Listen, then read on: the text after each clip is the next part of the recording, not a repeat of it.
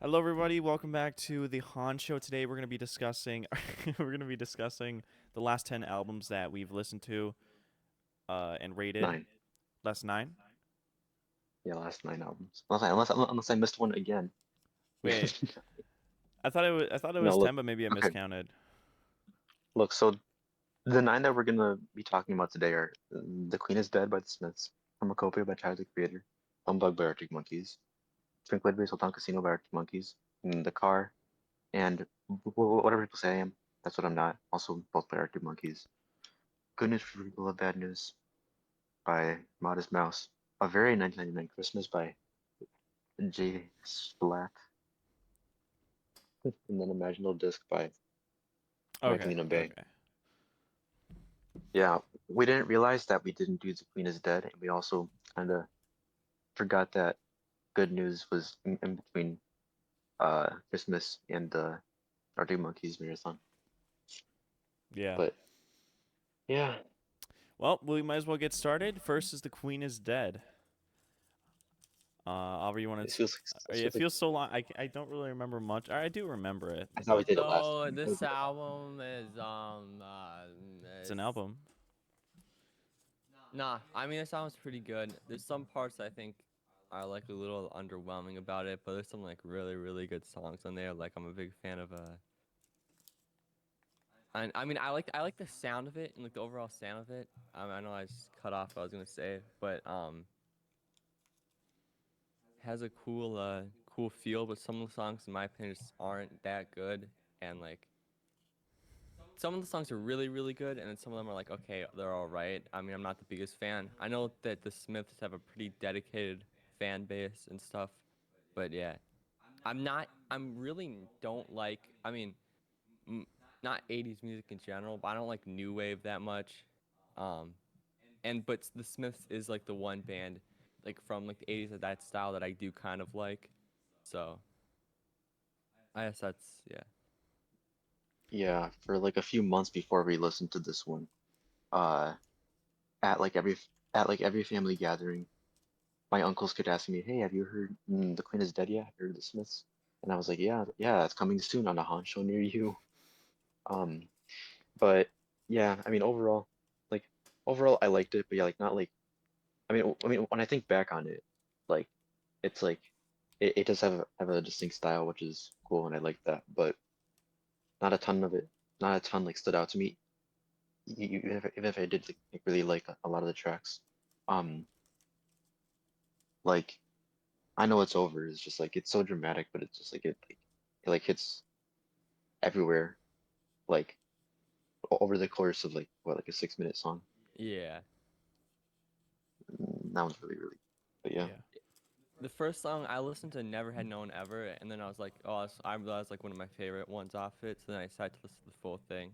Yeah, there's a decent amount of songs I think are really I forgot what all the ones. Obviously, there's like the light, there's a candle, there's a light or whatever that never goes out, and then Yeah. yeah, Um. Yeah, I was kind of surprised because isn't isn't There's a Light That Never Goes Out? That's like their most popular one, right? yup, I was kind of surprised because I heard that one and it's like it just didn't really stand out to me that much. Like it didn't do really that much for me. uh huh. I mean, I'm a But big yeah, fan. Like Big Mouth Strikes Again is pretty My big good. mouth strikes Frankly, again. Mr. Shankly, I like the lyrics in that one. But also I listened to Heaven Knows I'm Miserable Now. That was the first Smith song that I listened to, and I liked it. And I mean, I'm also a big fan of like the other like ones that I probably like the Please Let Me Get What I Want one and Back to the Old House. There's other couple ones that I remember liking. But yeah, Um. Nice. The As for my experience with this album, it started off like I kind of liked it. I kind of wasn't a huge fan of.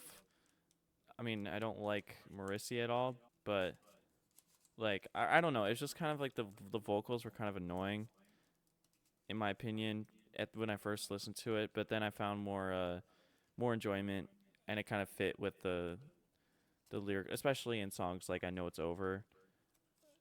But I mean, some of the songs, yeah, I started paying more attention to the story and looking at especially in songs like Big Mouth Strikes Again, The Boy with the Thorn in His the Boy with the Thorn in His Side, and The Queen is Dead too. Even though that one was like kind of kind of stopped it from going up that high because it was like really long and it kind of was just like him yapping about random British stuff. But yeah, my favorite song on the album is Cemetery Gates. That one is just Um, feels so warm. I don't remember the exact story of that one. I think they're like him and like this person were like beefing about like poetry and stuff. I don't know. That's a very British thing to be beefing about. But yeah, it was still pretty good. So I don't like this album as much as other people do. I mean, I still gave it a 7.9 or like an 8 out of 10, which I think it deserves. But I still enjoyed it a lot. yeah, like in the first half of the album, I was like, oh, this is cool. His vocals like sound like it's like very like not like strained, but like stretched, almost like it's like he is kind of going the extra mile for like making it sound good. And I was like, okay, this kind of sounds like Arctic Monkeys. It's like it's British. This is an Arctic Monkeys reference, you Yeah. know.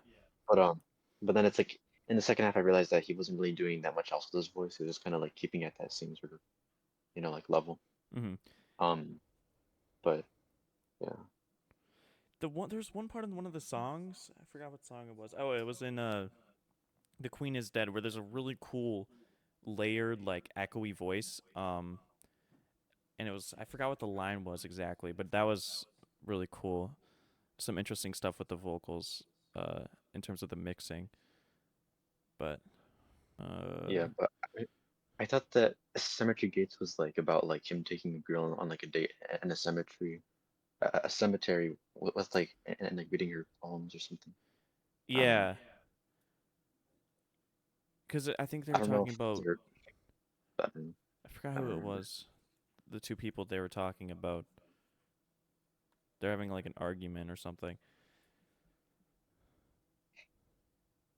But yeah, so that's pretty much it for me in terms of this album. I don't. Again, this was such a long time ago, so Yeah, I didn't realize that we hadn't done this one the last one, but yeah. I thought we did it too. I remember talking about Cemetery Gates, but maybe it was just with you guys. yeah.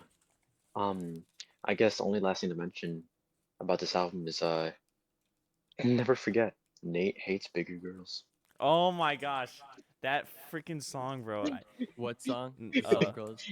there's really And not no. just the song, It doesn't the make any sense. It just it's the only thing some that girls. kept it out of Really being love. terrible was the fact that it sounded somewhat good. Like I it I was like just the kind of intro a repetitive. lot. Yeah, it sounds like it sounds good. Like the instrumental's fine. It's just that it doesn't make any sense. I don't know. I don't know if there's some deeper meaning to it, but it was just kind of and it felt really And then there repetitive. was the backlash, that one interesting Oh my backlash. gosh, yeah. I, I didn't realize that they replied to your reply because you responded like a month later. I know. I was like, I didn't know that they did respond. So they were like, the person responded or said Nate hates bigger girls, and then I forgot what the thing was. But I do not hate bigger girls. I hate that song. I don't hate the song, but I don't hate it with a passion. I just don't really like it. There's a distaste Yeah, for it. slight distaste. But that's pretty much everything on my end. I don't know about you guys. Yeah. Yeah, I'm ready to move on. All right, next one is what is it? Chromacopia. Chromakopia, Yeah. chromakopia. Yeah, this one. I guess I can start it off a little bit. Yeah, I was kind of lucky because I know that these two they tried to get me they tried to get me into Tyler the Creator for like the last like year or two, and I was like, well, I don't know, I don't really do hip hop that much, maybe later. But then this year I was into a bit more, like out of graduation, No Idols. Um, what was the other one? Uh, well, yeah, I guess it was mostly those two. Well, and also the Drake versus Kendrick stuff that I also listened to. So then during my summer job, a coworker during lunch was showing me like a bunch of like uh songs on like your playlist. And then one came up and it was by Tyler and I was like, oh, that's really good. So then it's like uh I decided to listen to Igor because that's like the most popular one. And I noticed that it's like I think I like more like poppy sort of like rap than like other like more like classic deep cut stuff. But Mm-hmm. it depends. Um and then like a month later, the Saint Chroma teaser came out, so I was pretty lucky with uh getting into Tyler this at that time. Yeah. What was the first song that you did hear? I The forgot. first song I heard was She, Oh, she. and Yeah, that was song. That song's and good.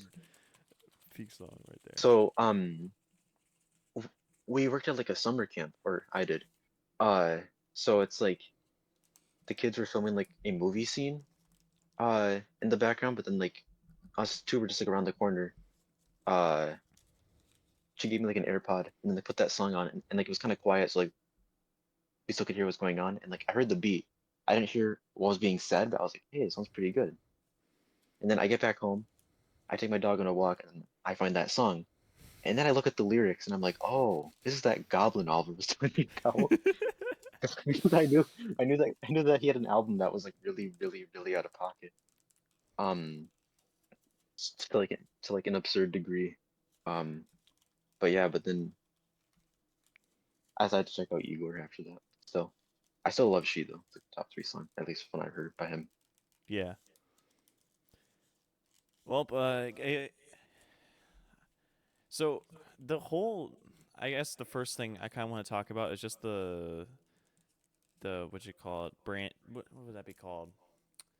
Promotion for this. It was really cool how Oh, it was, and I know Oliver said something about like how Tyler does this where he doesn't like make people wait for a long time for albums, and I thought just the hype behind it going into especially around Halloween time, and the what was it, Saint Chroma song, it was pretty crazy. Mm-hmm. It was a really nice lead up, or not lead up, like a promotion for the album that got a lot of people excited.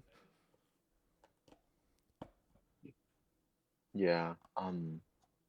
Also, I think Saint Chroma was also like an amazing pick for like a teaser. Obviously, it's the first track, but just like how much of the song was shown, it was a good tease. And also like um the and also it's like it's pretty easy for me to figure out like some of the big themes of the album like just after hearing the teaser once with the like Uh-huh.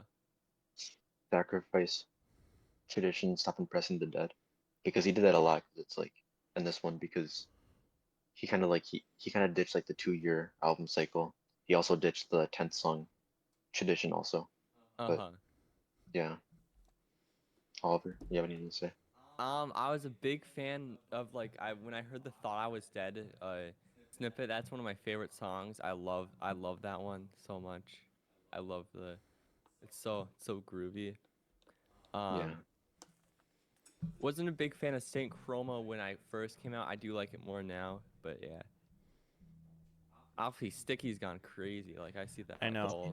all over. It's At insane. first, I was like, I knew it was gonna be I knew it was gonna be interesting because it was titled Sticky, and at first I wasn't a big fan, or not a big fan, but like listening to it, and then I heard the what was it?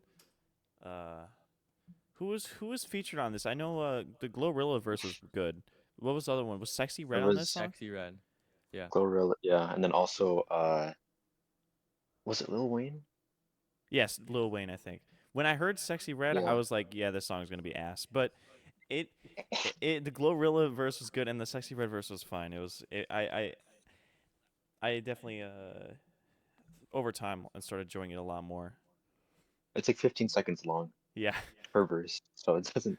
Yeah, um, but yeah, no, but I remember like it was funny like he like before the album came out he was like uh no features, and then first day there was no feature on each of the songs, and then that song came out and I saw a comment like the top comment on Sticky on YouTube is, wow, I can't believe it. Tyler really, Tyler really, Tyler really, Tyler really assembled the hood for this one. So yeah, but I love Sticky off first listen, like not just because of that like that beat, but also like because it's like that part where it gets like really devious and it's like those horns come in. What's a bum bum bum bum bum bum bum bum? Oh yeah. It's like that was like my jaw drop moment on the album for me, or the first one. Well, I don't know. I guess that was a big one. Like hearing that for the first time was crazy. Yeah, definitely. But um also I love the lyric in State Chroma that I didn't get until kind of recently, or didn't hear until kind of recently, where it's like uh it was like looking in this mirror got me thinking about my bookend or something like that. Yeah. Which is like I think that's like a really, really good lyric that like normally talks about like a good line. Uh but yeah. The Ratata has grown on me. Also, Yeah, people were kind of same. hitting on our rankings, but yeah, people were kind of hitting on our rankings, but it's like this is a thing that we did where basically like for some new albums, like we'll only do a first listen and then just rank it off of that. So like I seriously heard every song just once, and I was like, okay, this one might be here. But it was hard in the beginning because I didn't know how I was gonna go. So I was like, I don't want to put it too high or too low. But then in the second half, I kind of knew, had a better idea where stuff would go. Yeah. But yeah, Looking at my um, ranking, uh, I think it's pretty accurate. I mean, I haven't re-listened to that. I definitely should, or probably will. I mean, one of the songs that would go up is "Ratata," just the energy in that mhm, song. But like, I think, yeah. So balloon sticky, like him, yeah, like him at the top. But maybe some of the top songs I might raise up a little bit higher, because I only had 110 on this album. But mhm, I think there wasn't any bad songs. There wasn't any skips. Per se. I yeah, will need to listen to it again to get a updated opinion on it. But yeah, N- yeah.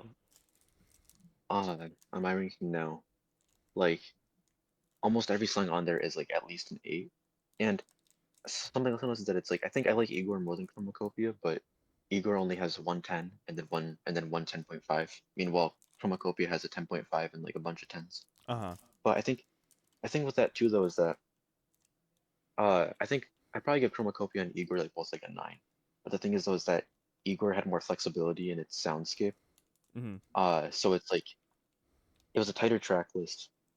Each song can really stand on their own. Meanwhile, with Chromacopia, I can't really imagine like one existing without some of the others, and they do sound kind of similar just in my head. But then I hear it, and it's like oh yeah, it's that one, you know. Yeah. So that was kind of one thing for me. Yeah, that is a good point. Some of the songs, I guess it also it comes from not listening to it again, but like kind of I can't really remember what they sounded like or like picture them in my mind for Chromacopia. Whereas like what you were saying, how every single one in Igor just feels unique. I mean, all the songs on here feel unique, but Yeah, I've only listened to Igor once, but I can kind of remember most of the songs and how different and how they added to the story and how unique they were. But I think, yeah, the Chromacopia also, there's a lot of difference. Not too much, but it was definitely a different vibe compared to Igor. yeah. I guess my favorite song is "Take." My favorite song, my top song that I rated it was "Take Your Mask Off" with a 10. I don't remember what the lyrics were. Yeah, I'm assuming it's just something about like stop like trying to mask like your true self. I don't know. I'm going off the name of the song. I don't really remember what happened because it's been a while. The chorus, the chorus with that high pitch. I hope you find yourself. I hope you take your mask off. You know that. Oh yeah, yeah, okay. Yeah, that song is really Um, good. yeah, pretty good. For me, uh, yeah, I was kind of surprised that I put Judge Judy like lower on my first ranking, Yes. because like on re-listen, and also, uh, the lyrics weren't available to me on first listen. I had to wait a few days for the lyrics to show up, but but like re-listening and then with lyrics, yeah, I think it's like yeah, that's kind of crazy how like the kind of like more like emotional songs on the album, or like I think like two of like the most emotional kind of like deeper, sadder ones are Judge Judy and like him, Mhm. where it's like they even like end like some people like I saw some people hating on Judge Judy because it's like in the outro, it's like it has like moaning sounds, which like with like the more like uh suggestive nature. Well, like it's not really suggesting. It's just like I'm just putting it all out on the table. But it's like to me, it sounds more like crying, which kind of makes sense with the ending. But Mm-hmm. uh yeah, but it's like I think it's funny how uh Judge Judy, which has like that emotional ending, goes into Sticky, which is like all like up, which is all like upbeat and crazy and like it's kind of funny. It's Yeah. kind of sticky. Um, and then people were also talking about how it's like, bro, why does like him go into Balloon? Balloon is so happy. Like him is depressing. But the thing is though is that but I think that was very intentional because it's kind of like Sticky and Balloon are kind of like after going through like a traumatic event, kind of like reverting back to like a more childlike state of mind. You Yeah. know, like some people saying how it's like Sticky was kind of like some like some like school lunchroom kind of like uh rap battles kind of with all of like the features like taking turns, Yeah, you know, and the instrumental and like kind like of. pounding. Yeah. Yeah, yeah, yeah, and like that almost like pounding kind of sounding on the table.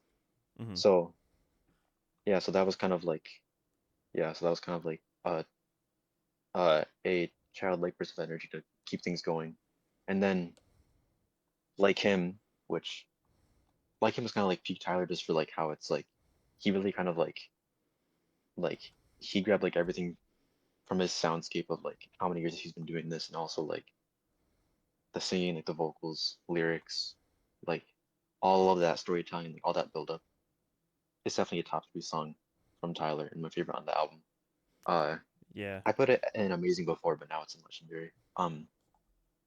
But then that, and then like it goes into Balloon, which is kind of like the ultimate, like just going back to like childhood, like uh, a childlike state of mind with like that like bouncy, like ooh, Dude, that the song's balloon, so enjoyable, you know. bro. And like I him, know, like like honest, yeah, that's an insane combo. Like, yeah. Uh, I know that on the first listen, the Dochi verse kind of threw me for a loop with the line about the, well, you know, yeah, she was that was a freaky I ass heard song, this bro. out like, but after like thinking about the lyrics more, and also it's like a bunch of these songs are really catchy. Like I'm getting stuck in my head all the time recently. But like here, but it's like, yeah. But the more I think about her verse on Balloon, it's like the lyrics are very clever and witty. Mm-hmm. Like the, like, like the whole like holly jolly like if he is gay then I am gay and we are nouns because it's like then it's like they're not compatible like romantically, but that's fine because it's like they're still happy or something. It Yeah. just like it's some really like uh it's some very clever phrasing that it's like I've really grown to enjoy. Mm-hmm. Also glad that he's been getting uh a lot of what's the word? A lot of popularity recently. Yeah, cause she's newer. I don't. I mean, I don't. I'm not huge like in the rap scene. I mean, I know some stuff like just through watching YouTube and other social medias. But I think Dochi was a newer artist. I think that hasn't had Yeah, too much out yet. So it's cool to see her, like you said, gaining some popularity and notoriety from this. Mm-hmm. she recently had her first Nardwar interview 2 days ago. Oh, Oh. nice. That's awesome. I watched a bit of it. Yeah, it looked pretty, like pretty fun. They both had fun.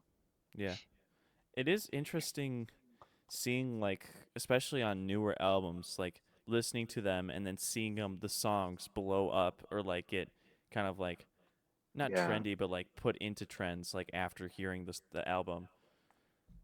Mm-hmm. I noticed a couple days ago that like a bunch of songs of Chromakopia are like bigger than like half the songs in Igor. Uh huh. So yeah, it's kind of crazy. Yeah. Oliver, what do you think about the album? You want to say your Um, I so I'm gonna be totally honest. I needed because we did the first listen, but I haven't gone back to that album. To be fair, I wasn't really listening to like any music for like a little bit in like whatever that month was or whatever. So I don't have the biggest expanded opinion on this album. Fair. Yeah. I haven't listened to it a lot Me either. I neither. think like I think like I've listened to it like 3.5 times, but still, um, I kind of spaced them out over the last like month or two. Uh, there's one more thing I wanted to say, and then that was it. Is that while listening to Sticky, which again, for the first time, no features were like public. While listening to Sticky, it felt kind of nostalgic because it reminded me when I was younger, like how old was I? I was probably like 9.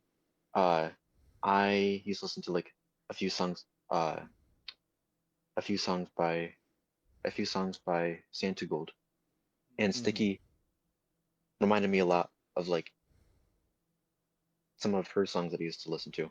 So it's like it felt kind of nostalgic. A few days later, I go back and now the features are there, and she like and it's like and she did the chorus for Thought I Was Dead, and I was like, wow, Uh that's huh. really cool. I didn't even realize. Oh, that's awesome. But Did you still, know that she was in one of the Igor songs? It was like the have you do you know like the boyfriend song off Igor? It was like oh, I she listened to it once. I'm pretty sure it was that one. I may be wrong though. It could have been a different one, but I thought it was the one that was like wasn't only on like whatever vinyl or Yeah, CD or whatever. But I listened to that song once. Yeah, I didn't know about that either. But yeah. Also, I guess one more final thing is that I didn't like for a long time people were talking about like a CD or like a vinyl exclusive song for Chromacopia, and it was called Pickle Rick, and it was in green, because like the green Chromacopia, and I was like, is this real? Like, it's like it felt like a joke because Chromacopia was blowing up in Igor. It kind of blew up in a similar way, and that had like a secret or like a song only on physical. But then I saw more people posting about it, and I was like, is it actually? And I still don't know. Does he know? No, he But doesn't. let's see now. I don't. Yeah, those know. I don't know either. Well, I don't know But if there's. yeah, that's all I had to say. I don't know if there's anything else you guys want to talk about for this album, but I guess without further ado, we can move on to the next one, which starts our 4 in a row of Arctic Monkeys ones that we did for Ignacio's birthday. Happy Yeah, birthday, Ignacio. yeah. I get to be 18 all over again. Yep. Um, well, I mean, Humbug we did for Halloween, Oh yeah, yeah. but then we didn't do one in between before the RG Movies week. But yeah, so Humbug. I've talked a lot about these albums and this band already, so there are a few things I want to say, but I'll let you guys go I talk more. mean, with Humbug, I mean, yeah, I've talked about out of all the ones, I've definitely talked about Humbug probably the most. So, It's kind of uh, sorry. Roy, no, you can go. You can I go. said it's kind of funny because we've already like in our opposite one we talked. Ignacio talked about his discography ranking of the Arctic Monkeys, and we have a short summarizing that if you want to check that out. But we've already, I feel like we've already talked about them a lot. I mean, there's still we could definitely still talk about it, but uh, But yeah, Humbug. Every single time, I mean, every single song on that is probably my favorite Arctic Monkeys album. It's, I mean, you got the wonderful homie, yeah, the on it, and the production on this was so great eerie. It just production. works Yeah, so well with it. It's just so the theme of it, like yeah. the instrumentals are great, and I'm blanking. Hold up.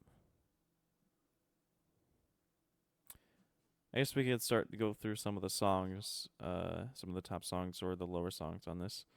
I guess if we want to talk about, I mean, there's Cornerstone, which is we've already talked about, It's but it's yeah, it's one of the best songs of all time. I remember that I listened to like 5 times on loop, and then went to your guys' house, and then I showed you guys the music video. And unless Nate deleted it, we still have that reaction somewhere, Oh probably, yeah. right?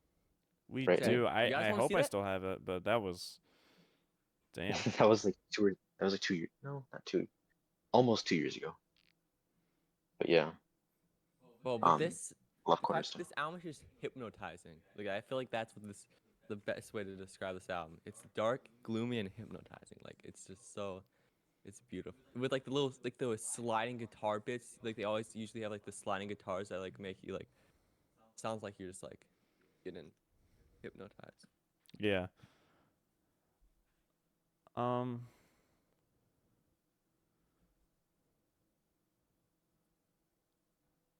I don't. Yeah. I mean, I guess the only thing I think I don't know. This is something I was gonna never mind. I don't really. I think the only thing I guess part of the thing is Alex Turner doesn't really actually never mind.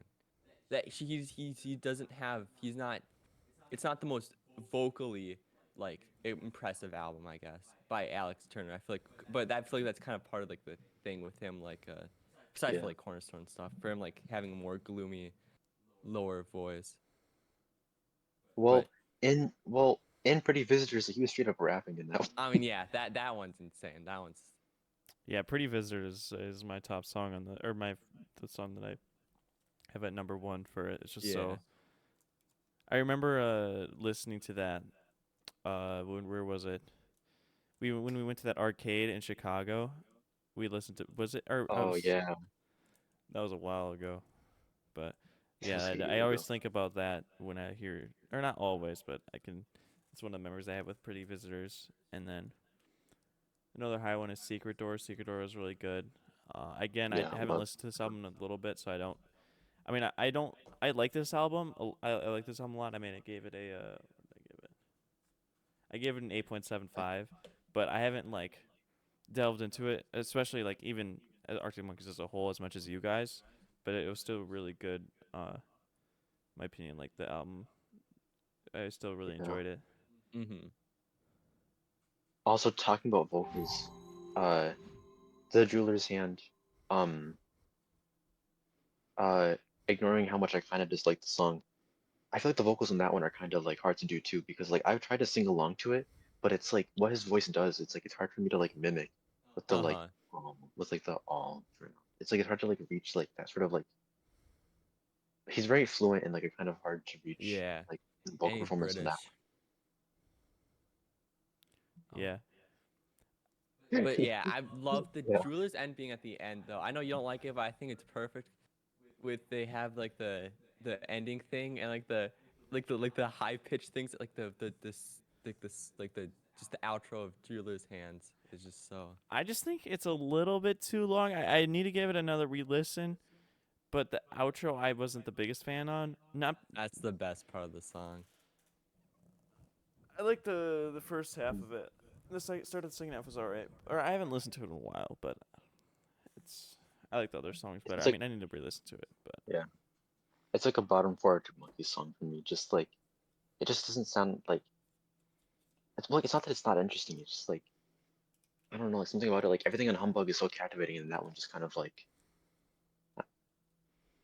I don't even know what about it. Like the second half kind of saved it for me before in the past, but then I just kind of but then I got kind of sick of that too. And it's like it's just kind of like yeah, I don't know. It's just like that song kind of drags the album a lot for me, even if it is at the end. It's kind of Mm-hmm. I don't know.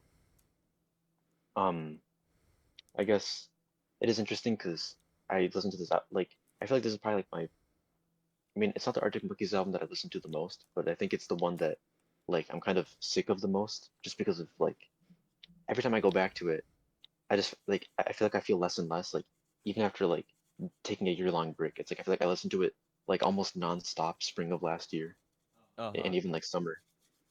That now it's like yeah, it's like it doesn't hit the same. But mm, even then it's like just like I still love the songs though, but like since then, I've listened to the entire Queens of the Stone Age discography. I think Mm-hmm. before listening to this one, I had just listened to Air Vulgaris. And then I heard like a random part of Humbug, and I seriously thought it was a song from Air Vulgaris because it's like before I didn't like I know that Josh Homme obviously like produced Humbug, like a lot of it, but I was like, okay, but like how prevalent really is like his impact on there? And then that happened, and I was like, oh, I guess it's more obvious than I thought. mm-hmm. But yeah, Well, last thing I want to mention is uh I feel like Humbug is a lyrical powerhouse. Like I was Oh listening yeah. to I was just I mean like obviously there's Cornerstone. It's like it seems simple on paper, but then it's like you dive into it and like every line can be dissected so much. Secret Door, incredible song, love it a lot. Uh, Prissy, Pretty Visitors is like, Oh yeah. very tongue in cheek, funny and crazy and fast. But then even like Potion Approaching, which first of all, like I love like that breakdown where it's like it's where it's like it sounds like a gun like loading and then like shooting it as like stuff goes in slow motion. But like Uh-huh. in the beginning, like just him describing, like most artists would be like, oh yeah, I got lost in your eyes, scratch that, you're everything, and now I want to run away together. But he like broke it down into like a whole like poem, like in the Mm-hmm. first like quarter of the song, like that was yeah, it's like I kind of didn't realize like basically like every song on Humbug is like that, just like really impressive lyrical work. Mm-hmm. That's most of what I wanted to talk about. Nice. Well, I don't really have personally. I don't really have anything else to talk about. I don't know if you about you guys or about I don't know about I think Oliver. yeah, the faster we go through, better. Yeah, because we have a lot more albums we thought we did. Yeah. Well, the next one is another Arctic Monkeys one, and that is Tranquility Base Hotel and Casino. This one, it's pretty good. Um, I used to listen to it. I was listening to it a lot more after. I mean, not the. I think I don't know. There's some. I feel like I've started liking it a little bit less. Like when I come back to the songs, like I like them a little less. But I did like the songs like a lot. Like I was a huge fan of this one. But yeah, This album really shows or it's such a cool, or it's so different from AM. What was yeah, this after? Was this after AM or was this yeah. It after? was 5 years It after was AM. 5 years after you. But yeah, it they shifted so much, but it's still amazing. Like I don't know. I need to. I think so. I gave Golden Trunks to Legendary, which is an absolutely amazing song. It's like the lyrics and just the instrumental is just so grand. And same with it's such a cool all the instrumentals on this album is just so uh science or not science fiction, but I can't think of the word, but like science fiction, Tranquility Base Hotel Casino, like the Star piano Treatment, in my focus on opinion. this is such a it's really cool uh yeah, it's really cool how it's like piano and like Yeah, It's like vintage futuristic. yeah, vintage futuristic, yeah. Yeah, a lot of these songs are I remember listening to I think right before we did this ranking, Tranquility Base Hotel Casino, like outside and like it was colder outside while I was out walking the dogs and it was like such a great crazy feeling. I probably would if I re-listened to it, maybe give it to Legendary. I don't know why I haven't. I don't know, but Tranquility Base and then science fiction. I just love the way it's like. Are you trying to write a love or whatever? I don't remember the exact thing of the song, but just the parallels between that and then science fiction, or that he was drawing between science fiction was really cool, and the yeah, instrumental. Dun, dun, dun, dun. Yeah, I feel like my first experience with this album, I kind of was going about it all wrong because basically what I did is that for each Arctic Monkeys album, like I just like did a deep dive into each album for like a few months and like only listened to that really for a few months. With Tranquility Base, that was definitely the wrong approach. Like after 3 listens, like after like 3 weeks, I was just kind of done with it. Like I didn't really like it that much. But Uh now I huh. know that it's more of like if I'm in the mood for it. Like sometimes I'll wake up and I'm like, you know what? I could like go for some breakfast with some Tranquility Base, and then like it feels really good. I was so confused. I look down, I look up, and it looks like he's bald again. He's like, I was so confused. But I think also listening to Weezer a lot has also changed my perspective on it because like I kind of made peace with like how Weezer does things so differently all the time. Uh, but now I kind of like know and can appreciate the difference between doing something different and doing something different right. Mm-hmm. Because Tranquility yeah, Base, like just just listen to like the title track and like all the whoa whoa whoa whoa whoa whoa, whoa, like yeah. those like dramatic like movie soundtrack inspired like riffs. The bass is really good on this album. But yeah, that was cool. Also, some of the lyrics, listening to Weezer kind of expanded my mind on that too, because like in science fiction, I never, I mean, like I always liked the song, but I never really understood the. I'm like a swamp monster. I'm like a swamp monster with a hard on for connectivity. Mm-hmm. That one I never got. I was like, is it about like the internet? Is he still beefing with the Wi-Fi and stuff? But now it's like I kind of see it as like it's like an advanced Weezer. It's like, oh yeah, I'm like gross and unwanted. I'm like a swamp monster. But even though I feel unworthy, I want that connection with people. Uh-huh. That's kind of what I felt like. Just being like being an outsider and feeling lonely, but also wanting so badly to like be connected with people. That's what I got from it. Yeah. Um, one more thing I wanted to say about this album is that listening to this, uh, I listened to this the day after Election Day. It was raining and hearing tracks like Golden Trunks and American Sports was crazy because of like of all the uh like like well just connecting American sports and American politics and showing that it's like it's the same thing basically is just kind of crazy but also makes sense. And then Golden Trunks also like kind of like just showing how it's like politicians are like more like pop stars in the modern day, like more more like big shot Yeah. celebrities, especially with like all of like I mean like what like since what like since Obama like every president and every presidential candidate has like been a meme, you know, like how many memes Uh-huh. have there been of like every single Yeah. president in the last like decade and a half, you know? Yeah. I So know. I feel like I feel like those lines are aging better and better. That being Yeah. said about technology, it's part of why I don't like Bat Phone because it's like well one good thing is that the vocals are good, but that can be said for like literally any song on the album. And it's like the beat, I kind of get what it's going for, like the Batman, but it's also just so goofy and like I remember like being 2 minutes in and thinking, man, I'm so glad it's almost over. But I wasn't even halfway through yet. And then like also like just like the outro's way too long. But so much of this album is just not so much, but like in the end, but there are like two or three songs that just like Alex Turner being like, oh, I'm so old. Technology, so weird. I once got sucked into a phone. I will flash back now. Doo-doo-doo. It was a phone. I am old. Like we get it. We get it. I just like personally I can't stand that phone. Uh-huh. But also she looks like fun. Well, it was a lot higher before, but now it's just kind of Yeah. That one's grew off of me, bro. yeah. She Cheeseburger. looks like fun. Yum. Snowboarding. Anyway, that's all I have to say about the album. It's definitely grown on me Yeah. from this. In the beginning it was a 6 out of 10, but now it's definitely like an 8.5. Mm-hmm. Yeah. It's a lot better. But yeah. Yeah, I definitely would I definitely need to re-listen to this one again. Uh one of the things or one last thing is that the music videos are pretty cool. I have seen the one for Tranquility Base and Hotel and Casino is like amazing. Like so really cool. But yeah, that's pretty much all I have for this album. I don't know about you, Oliver, but No. well, the next album, The Car. Mm. It's The it's peak. I like it's still the same. They're creating the albums kind of like I like how the progression from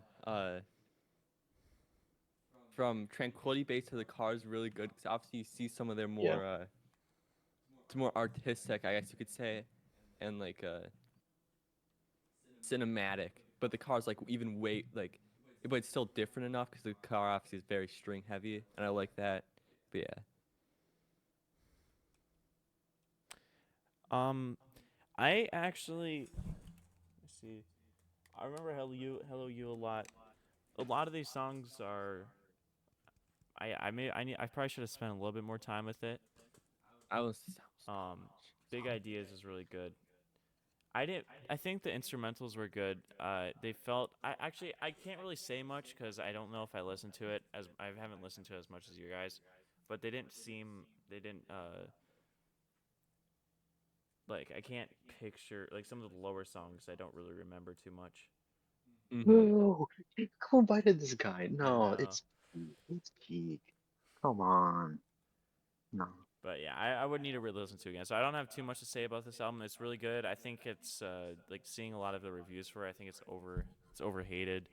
I mean, I'm Yeah. not even as big of a fan of it as you guys are, and I still have it like, what did I give it? Yeah, I gave it an 8.45, and a lot of people are giving it like 6 out of 10 or 5 out of 10. I don't know. Yeah. That's just one of the like. I mean, one of their best sounds, but I mean, there's also like there's so many good ones from them. But yeah. I know that Oliver, going off what you said about like the evolution from Tranquility based to the car, I think like one of the first comments on the first single for this album, I think explained it really good, like really well, that the car is like the sound of Tranquility Base, but crashed down to earth. Yeah. Okay. Which yeah, Yeah, I that's can a good definitely way see to that. put it. Oh, that is a good. Yeah. Um, First listen, I actually listened to this in the car on a car ride from uh to Chicago back to where I live. So it's like an hour and a half long drive. I listened to it. I couldn't. Well, I can still hear it pretty well, but I listened to it with my headphones. It was all the way through. I loved it on first listen, which is very rare for like an album for me to like just like love everything on first listen. Well, not everything. Like there were some things that it's like two songs that I thought were just like okay, but as soon as I got back home, I sat down in a chair and then I listened to it again as soon as I got back home, Uh huh. which which I think is kind of like a sign of like a really good album for me. That doesn't Mhm. happen super often. But I just connected with everything like right away, which maybe helps that it's like it because it's like I want to be a writer, so I kind of got like a few of the things of like where he was coming from with like writing songs, uh, and like what and it's like what the lyrics were about, especially in Body Paint and Hello You. Like people talked about for a long time about how the first line in Hello You makes no sense. Like, what is a Lego Napoleon movie? This guy is so silly. But like, it made sense to me. Like, that's the point. It's a crazy idea that shouldn't work, but you have to try it, kind of. Mm-hmm. You know, Oh, as I how need it the is Lego from here. Napoleon movie, but like that would actually be fire. Like that would like actually be fire. Well, we have a Lego. We have a Lego Pharrell Williams movie. You never know at this point. Yeah, that's true. Like, come on. We have the Um, Napoleon movie already. We just need a Lego 5. We already have the Napoleon movie. Just need a Lego might we might we might have to pull a Sony and hire Mr. Lego Me the OG. 5. Oh Oh yeah. yeah, that could. Yeah. Um, yeah, but this album, I've been through a lot with this album. I think Oliver, you also like Mhm. listen to it a lot. Last year, like every week, uh, basically for like half of fall and like all of winter, like I don't always listen to music in the shower, but when I did, like I listened to music, like I listened to the car, like at least twice a week in the shower every week for like Damn, that's Uh winter huh. and fall. crazy And then experience. I still listen to it even more, like just like on my own, which kind of made it overplayed, but also like it made songs connect so much. Like I remember like being in the shower when Jet Skis on the Moat hit for the first time. I was like, I get it now.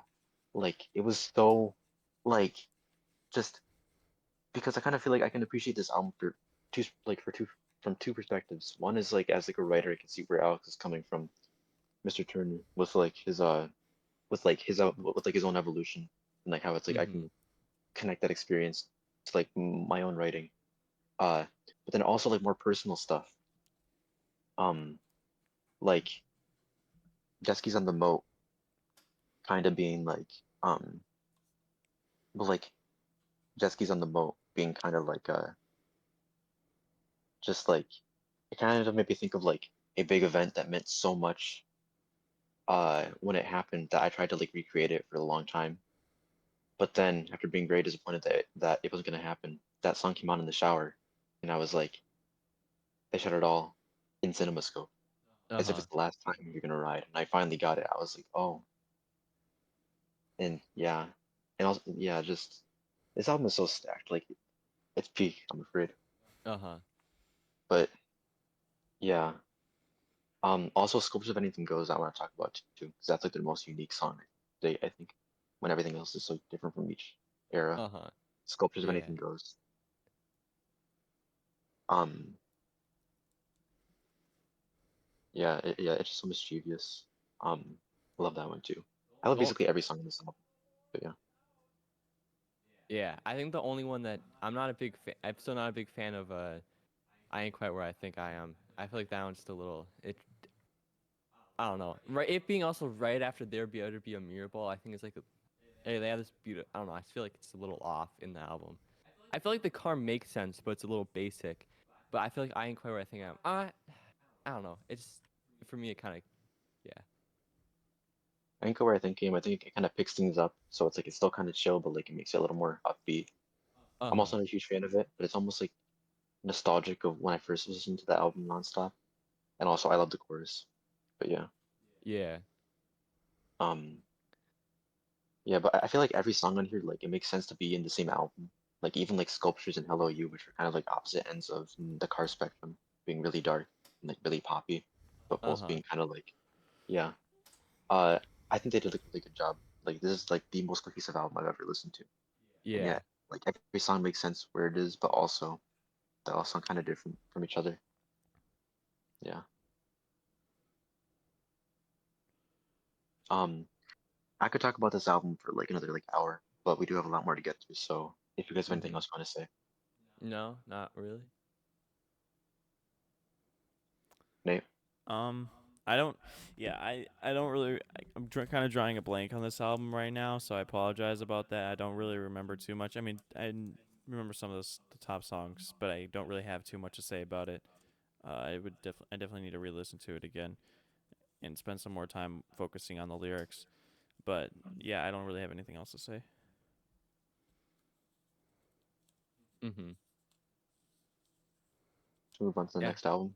Yeah. Yeah. Well, the next album is wait, everything I say. Wait, everything I say. That's what Whatever I'm people not. say, that's what I'm not. Yeah, whatever Get it people right, say, kid. that's what I'm not. Get it right, kid.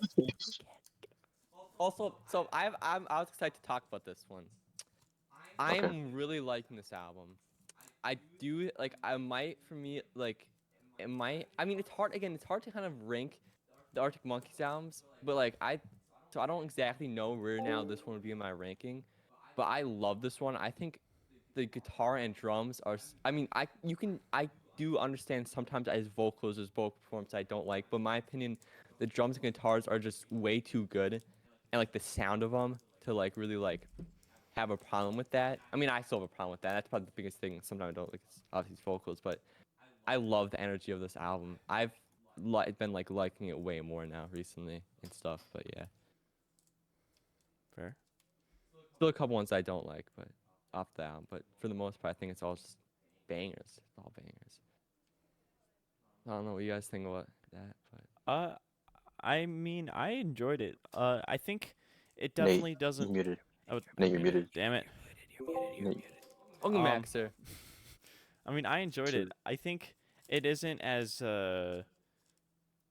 like the story isn't as deep or like it isn't as interesting as some of the other ones, like the later albums. And I guess it also comes down to a point where like I don't like I'm not British, so but the instrumentals were great for a lot of the songs. I mean, some of the songs were just kind of not they didn't really stand out to me, and I didn't really relate to them that much. But I mean, most of these songs I didn't really relate to. But a lot of the top songs, like when the sun goes down, insanely, like the energy is really high, or the energy I really enjoyed. A certain romance is a great ending song. Or that was the endings. Wait, I forgot where that Yeah. was Yeah, it's placed in Yeah. the certain album. romance. That is, Yeah. is. But a certain romance was definitely a highlight for this album, and I understand why Yeah. people like it so much. And then also some of the Mhm. slower songs like Riot Van and Marty Bum were really enjoyable, and they kind of changed the tone up for the album, which made me enjoy it a lot more, and kind of gave the it helped the higher energy songs stand out more. Yeah. Um, I have some beef with this album, but uh, think happy thoughts. Think happy thoughts. Yeah, I'd say that like my big thing, my big thing is some of the inconsistency, because like half the songs like I love, the other half are just kind of like mid to me.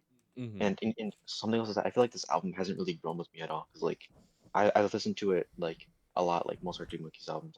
I listen to it a lot, but every time with the other ones, like I get something new out of it. Like with most albums, I get something new out of it, some sort of new experience, new insight. With this album, it's basically the same as my first listen. It's just like it doesn't do much for me. But Mm-hmm. that being said, a certain romance is really really good. I can see people I can see why and understand and even partially agree, even though I don't have to. Why people say it's like the best Arctic Monkey song. I can see that. But Marty Bum's really good too. Uh, I bet you look on the dance floor is a crazy first song for a band to make. I feel like just like really really like yeah. I Uh-huh. think I don't know if I still do, but I know I used to know all the lyrics by heart on that one, like even the timing. But um, dancing shoes also that became like a kind of like inside joke for us. Mm-hmm. But that one's really underrated. I feel like no one talks about Yeah, that one. yeah, just having the view from the afternoon, that starting song is just way, Mm. it's so, it changes all the time, and then it goes to like the boom ba boom ba. It's just too perfect, and it's too good. I think Yeah, this song makes me like the album more. Like view, listening to the view from afternoon makes me like the album more. yeah. Um, that one, that one, I think that one's kind of grown on me a bit less just because it's like, I don't know. I feel like it's like I can get the same feeling, but just more from like Brian Storm. I feel like I don't Mm-hmm. know. Yeah, the It's like guitar sounds on these ones are so that's the other thing too. It's like people go crazy about like it's peak garage rock, but it's like I feel like a lot of the time I'm not super into garage rock. Well, it kind of depends. It kind of depends what it sounds like, but sometimes it's just like I think it's a big case on this album where it's like for me it's like the instrumentals sometimes they just sound like instruments, like noise, and other times they just sound good. I don't know. Mm-hmm. Like this good. one, it's like this one I just can't really like look like dance floor, really good, really infectious with that boom, boom, you know, and like that, Mm-hmm. like that's really really good. And then there's like, and then there's like these stupid long title tracks names Oh or my like gosh, long it track was titles. so annoying to Like not so annoying to edit it. It's not that hard, but like it was like there's so many long ass names and they don't need to be. Or they I mean they maybe this is what the artist chose, but you it's like couldn't you couldn't see for the lights, but you were staring straight at me. That one, like the only thing I really remember from that one is the da da da da da da da da da, and then Matt Helder's with the coursing through the veins. Oh yeah, that Uh-huh. ooh. Like those are the kind of memorable. But the instrumentals, like I don't even remember like the instrument. I don't know. Like even and like even if I do remember some of the instruments for some of these, it just doesn't really stand up to me that much. But then again, Uh-huh. I might just be salty because anywhere you go online, if Arctic Monkeys is mentioned, it's always they're bad because AM is bad, but their debut is like amazing, and I Uh-huh. disagree. So it's also where some of the saltiness probably comes from. So yeah. uh, yeah, no, yeah. And on the topic of the song titles, I feel like a lot of this album kind of comes from like it is kind of crazy to think about that it's like they were like our age when they were making this, you know, They Mm-hmm. were? or like yeah, like well, I'm trying to They think were. like Dude, we gotta lock in. We could be Well, I the they mean, say I'm a Neff compared to you guys, but like okay. Egdu's yeah, age, I'd Alfie. say. No, look, because Like I the know that they uncle, say that it's like like Oh, that must be they must be really old then. I mean, cause yeah, I know they were talking. They were weren't they trying to like do like hip hop stuff for like a first like yeah, little bit, yeah.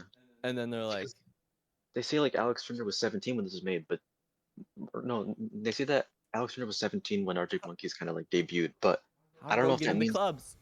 but it's like I don't know if that means the debut album or like the band's debut, which was like 4 years earlier. Uh huh. Because if the album debut was when he was 17, that would mean that he was 13 when Arctic Monkeys was doing stuff I think in it must clubs. have been they must have been like 20 ish. He probably was like, he was I don't yeah. know, but Cause I know still, he was talking about going to college. Cause it was something about I was like random stuff. He was talking about going to college, but then he didn't want to go to college because he thought that he's the band that like Arctic Monkeys was good enough to like propel him, and like he would be more propel him, Propel what? propel. successful doing that than going to a musical college.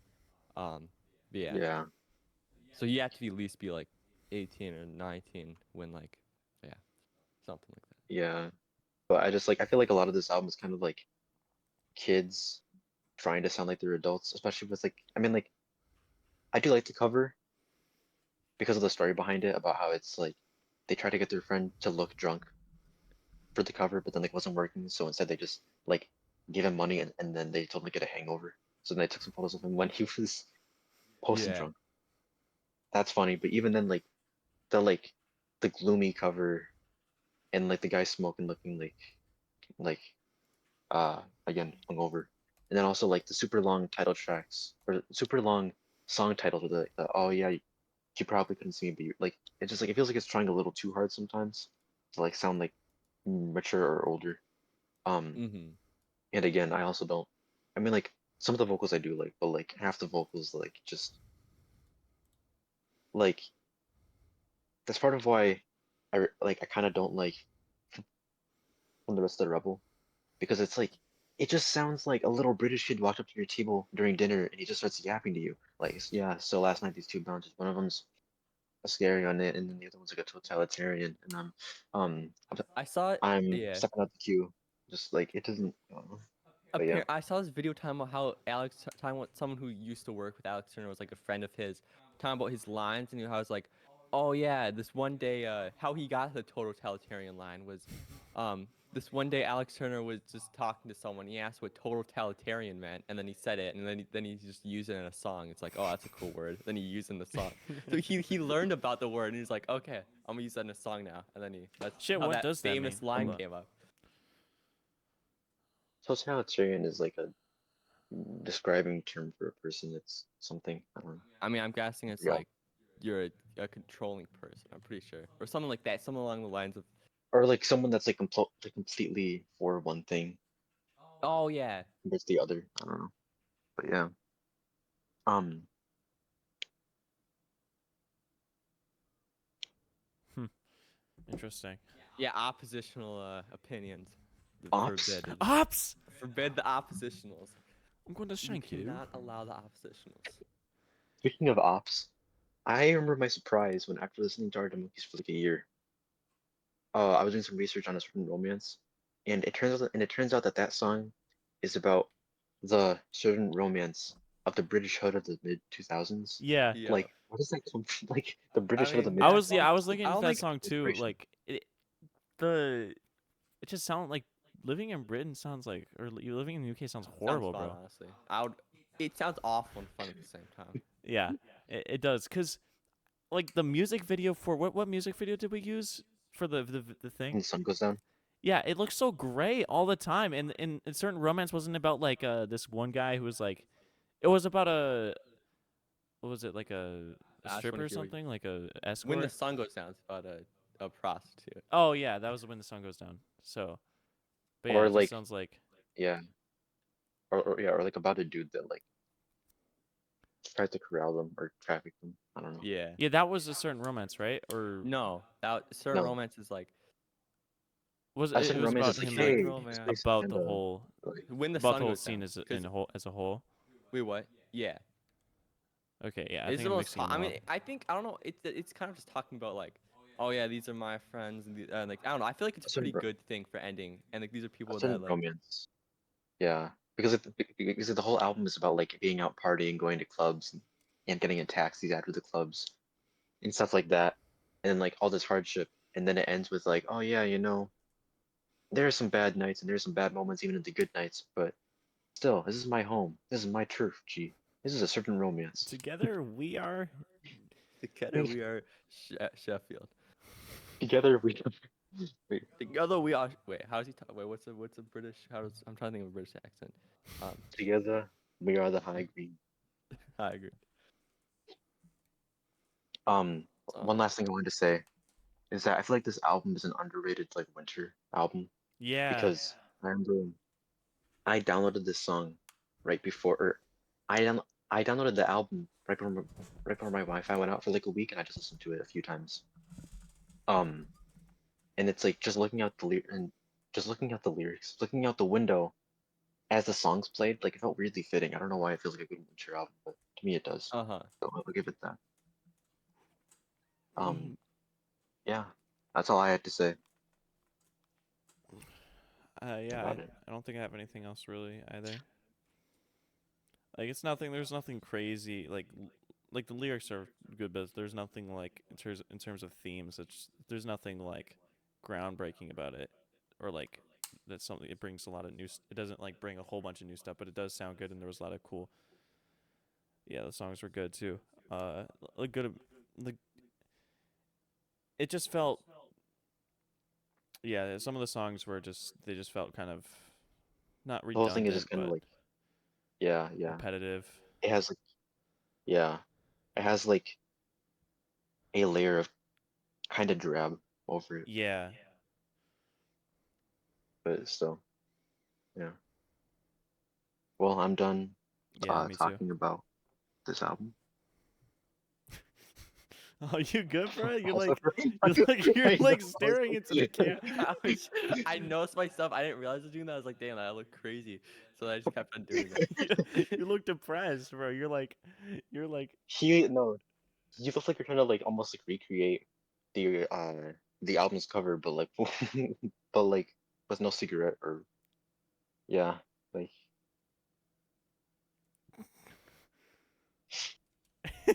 but yeah, um, That's alright. I guess that's all for that one.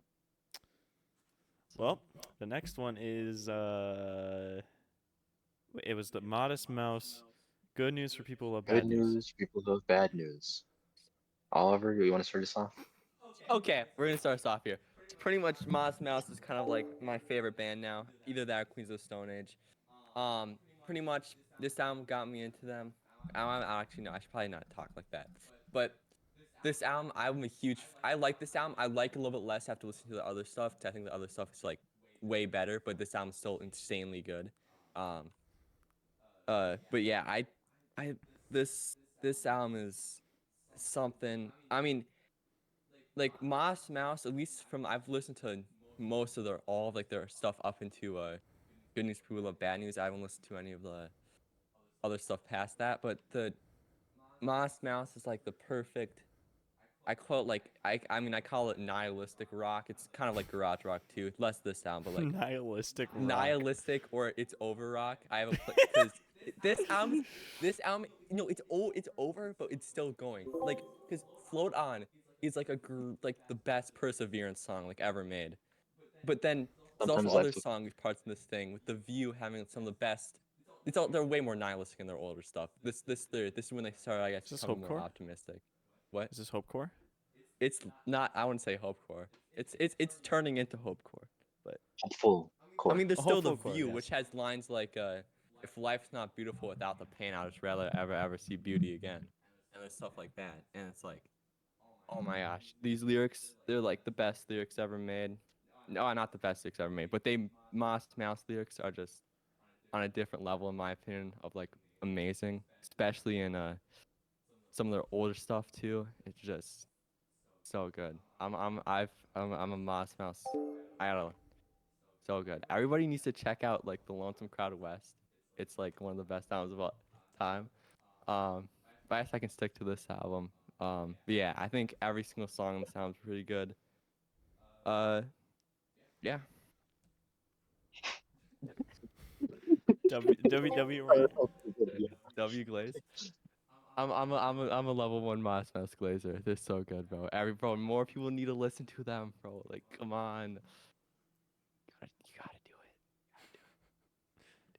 With this album, obviously I heard Float On a lot, and going into it, I was like, okay, I don't want Float On to be my top song of the album because then I'll just seem like a fake, a poser.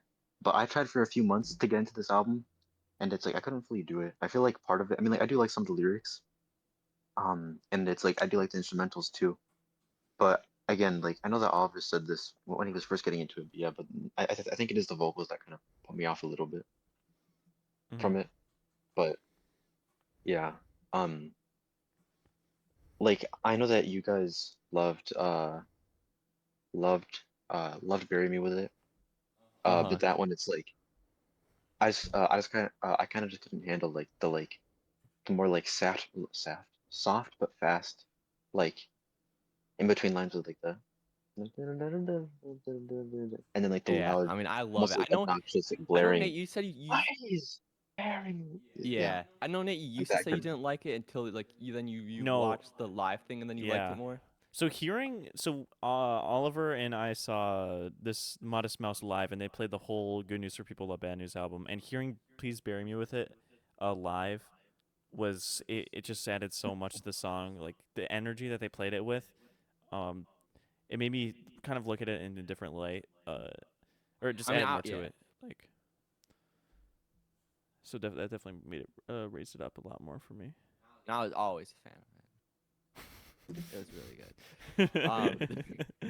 And then the world at large is again some of the probably with my favorite lyrics on it. It's too good, and also having Sing the float like the I feel like that the world at large is the perfect way to describe it when you just look at the lyrics because it's like it has some like the nihilistic lyrics, but also then the will I float on maybe would you understand too, and like but like it still has some with parts. That's like the perfect way. Just listen to this album, kind of gets you in the feel. It's the best. It's a really good opener. Also, my top song in it. It's just What was the world at the world at large about?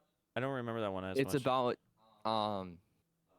like I guess you could say it's about being like a drifter or like you like some like the lyrics like If the world's at large, why should I why remain? should I remain? Yeah. Yeah, Go to a Hulu town with a whole new way. It's so smack. Then went to the porch to have a thought. Got to the door, and again I couldn't stop. You don't know where, but you don't know when, but you still have your words and you got your fence. Walk along a word, walk along. I mean, it's just listening to that. Those lyrics are just so good. Yeah, I like songs about drifters, books about the same. Both make me feel a little less insane. Uh, then like the moths beat themselves to death against the light, adding the breeze to the summer nights. Outside while like air was gray, I didn't know what I had that day. It's so good. It's so good. my my number one song for this album is, or the one that I put at the top, the only legendary song on this album, even though I think some of them are really close to getting it, is Blame It On, not Blame It on the Tetons, Ocean Breeze Salty. Ocean Mhm. Breeze Salty, like, I know you were saying how you like the world at large, or those. What's your favorite lyrics? What's album or what song do you think has your favorite lyrics? The world at large, but I mean all the lyrics are good. Yeah, The Ultimate Salted lyrics are yeah. really That good too. my favorite line in this album was definitely like, "You wasted life, why wouldn't you waste death?" Like the Yeah, whole Ocean Breeze Salty song is so cool, and as a whole, like as a band, like they just use such unique instruments and in such a unique way. yeah. There's yeah, nothing. It's really cool. They use banjos, I think, a lot in it, but yeah. Uh They huh. also in their older stuff they don't do as much of that, but yeah. And then the newer stuff they do a lot of that, but Mhm. I think like the just the way of like I'll tell you what you want and I'll tell you what you get. You get away from me. You get away from me. And I Yeah. think it's so good. Like that lyric, and then That's such a great song, man. you missed when time and life shook hands and said goodbye. Like it's so good. Yeah. Yeah. And also, yeah, that song is so good. And then number two for me is Blame It on the Tetons. It's about like just like blaming on stuff that's like ridiculous. Like Yeah. that one, it's a lot slower, but it's really yeah, I really enjoyed that song. Uh, Yeah. And then one chance I love the lyrics from one chance like the when I'm just a box in a cage. I'm just a box or never mind. Yeah. The I've seen so many ships sail in just to head back out again and go off sinking. I think it's so good. Um, yeah, and the good times are killing me. oh, It's that like one's really good too. That one's the my fact number that it three. ends and it's like, and it's like it's, I don't know why, but it's, I Yeah, love. the two of the slower songs when they got slower, those are my in the top three. Those are my top, or two of the top three are those like the slower songs. The Good Times Are Killing Me being one of them. That one's my favorite, or not my favorite, but that one's really good. Yeah, and then also, yeah, the V also has some of my favorite lyrics too, like as like the ones I've said before. Yeah, But yeah, yeah. And the two songs that you guys had as like your top song on your rankings were also like in the top three for me also. So hmm yeah, they're really good. yeah. But I guess that's pretty much it. Hopefully, I want to get you guys to listen to the Lonesome Crowded West soon. I also recommend anybody watching this video to listen to the Lonesome Crowded West. Not sponsored, by the way. Not sponsored. Um, yeah. Imagine being sponsored by the Han Show. Like, I know. is that a fall off or fall on moment? It's a fall on moment. We're up What if next. if We're about Vets to Bo's we're about fall? to get famous. We're about to get 100 subs soon. Yo, Hopefully, unless we Yeah. get banned. Well, we do have a lot of content coming up soon We for New do. Year's. So the only song I didn't like on this album was Dance Hall. I just can't get into it. Even seeing it live, it's just kind of like, I mean, it was definitely better hearing it live, but it's just not. I don't really like it. I don't. Yeah, I don't. I like it better now. I like the breaks in between. I think are pretty good. Wanna dance all every day. I wanna dance Gonna all dance all every day. I'm gonna dance all dance. I just don't know what dance halling every day means. It's about drugs. I think that's me learning what it's about. It's kind of just about like being like geeked out, I guess you could say. Geeked versus locked Geek, in. geeked out, and it kind of makes sense. Like I mean, I think 2 minutes 57 seconds is a little too long for it, but if it was like a minute and like 50 minutes, I feel like that would be the best like thing. But Interlude? Possible interlude? yeah, something like that.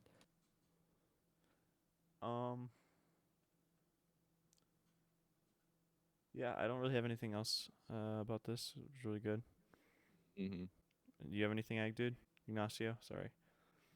Yeah, no. Okay. Well, the next song, Jay Schlatt, A Very 1999 Christmas. So this one is the second most recent one that we did a few days ago. And seeing that, I went on to album of the year, that website once, and then I saw like the top albums recently, like the newest releases, and there was a Jay Schlatt album. It was a Christmas album. I was like, what is this? I click on it. It has like, it's like 85 out of 100 user score, and I never knew that. I didn't know that he actually So made a. this album came kind of at the perfect time because I was watching like a lot of Jay Schlatt. I guess the past month before the album, like he was probably the YouTuber that I probably watched the most. So then I saw the video that he said he was gonna make an album. It's like, oh, that's cool. And yeah, it just sounded like amazing, especially after watching him more and then listening to the album was amazing. Mm-hmm. Yeah, it is kind of funny because I feel like, I mean, like, I don't really watch Mr. Schlatt, Yeah, me neither. but like, I feel like he kind of is like almost like the poster boy or like the paragon for like internet meme culture. Uh-huh. So like seeing him like make a very 1999 Christmas and it not being like a joke, like the joke being that it is good and that he put so much care and thought and money into it. It's We all kind of know what happened in it's 1999. What happened in yeah, 1999? Is there lore? We all know what happened those in who know, 1999. Don't lie. those who We know, know what he did. We those know who what he know, did. We know those what who he know. did. Yeah, I know. I still can't believe all those families. It's insane. But Those who know. Doesn't know. but um yeah, I mean like even like I wish this came out in CD because I know that it was on a very limited Yes. vinyl run. Yeah. But like CD's always getting I know. shafted by the slap. Um, it's also funny that it's like Anthony Fantano. He finally made like a kind of video discussing it, and he didn't call Jay Schlatt. He he called him Jay. He's like, so Jay. Jay made a Christmas song here. Good arrangements. Oh yeah, the arrangements are pretty good. Like the piano on the Christmas song, Oh and I don't know if it yeah. was that one or, and like I don't know if it was that one or a different one, but it's like just the brass on like a different song. I can't remember which one it was. I don't think it was a Christmas song. It's like the like that sort of like almost jazz like. Yeah, there was a Yeah, few it's really solos on this which are really pleasant. yeah. I guess the only really like low point kinda, and even then I still gave it like a 9. It's still great. My lowest song on my ranking was But baby, it's cold outside. Yeah. That Um, one's my second top one because I love that one. yeah. For me, it's just the fact that it feels a little almost like rushed with the way that he's like talking over the female vocals I love sometimes. that. Yeah. I think I that's mean, how the like original one is, right? I like Yeah. how I guess maybe I'm just kind of like more used to like well, I think it happened in Elf too, in the Elf version, where it's like that kind of was also like the same because yeah, because in the Elf version it's like if I'm like they were taking turns, like it was slower, but this one was like a little more fast paced, but they kind of like the female vocalist would get like two or three words in, and then it's like Schlatt would like kind of talk I mean, over I'm it. But pretty like sure that's how the. Yeah. it helped that it was from different years. But either way, I still didn't. I don't know. I love I'm how mostly like just listening to the Elf version. But yeah, yeah. I I don't know love what how it it's like they're nowadays. talking not together. They're kind of contradiction, not contradicting in like the matter of the words, but just vocally, and then they come together for "Baby It's Cold Outside." This is not as much so like it's the original song too. I wasn't the biggest fan of or I don't know, just like for some reason the female vocals sounded like highly edited or something. I don't know. Maybe I'm Something about them did some kind of cliche in a way. yeah. I don't know. I can't really picture that, but that's the only reason it's the last place for my list. But it's Um, still really good. I like the female vocals on White Christmas because it's like first it was shot with the I'm dreaming of a white, and then it's like after that the female vocals would come in with the like haunting, especially with like the arrangement too, and like the Hmm. I'm dreaming of a white. So like I think it's really good. Like even like a song from this album came up. A song from this album came up while it's like me and my dad were wrapping gifts for my mom, and it's like they didn't question it. Me, me, me and my brother like looked at each other like, is this what we think it is? And then we checked, and yeah, it was from the 1999 Christmas. It Yeah. was crazy. Like, I played yeah, this for like my it is grandma and she loved it. just, yeah, it's like honestly, I can't believe it. Christmas with Weezer has some competition I know. after all these years. Yeah,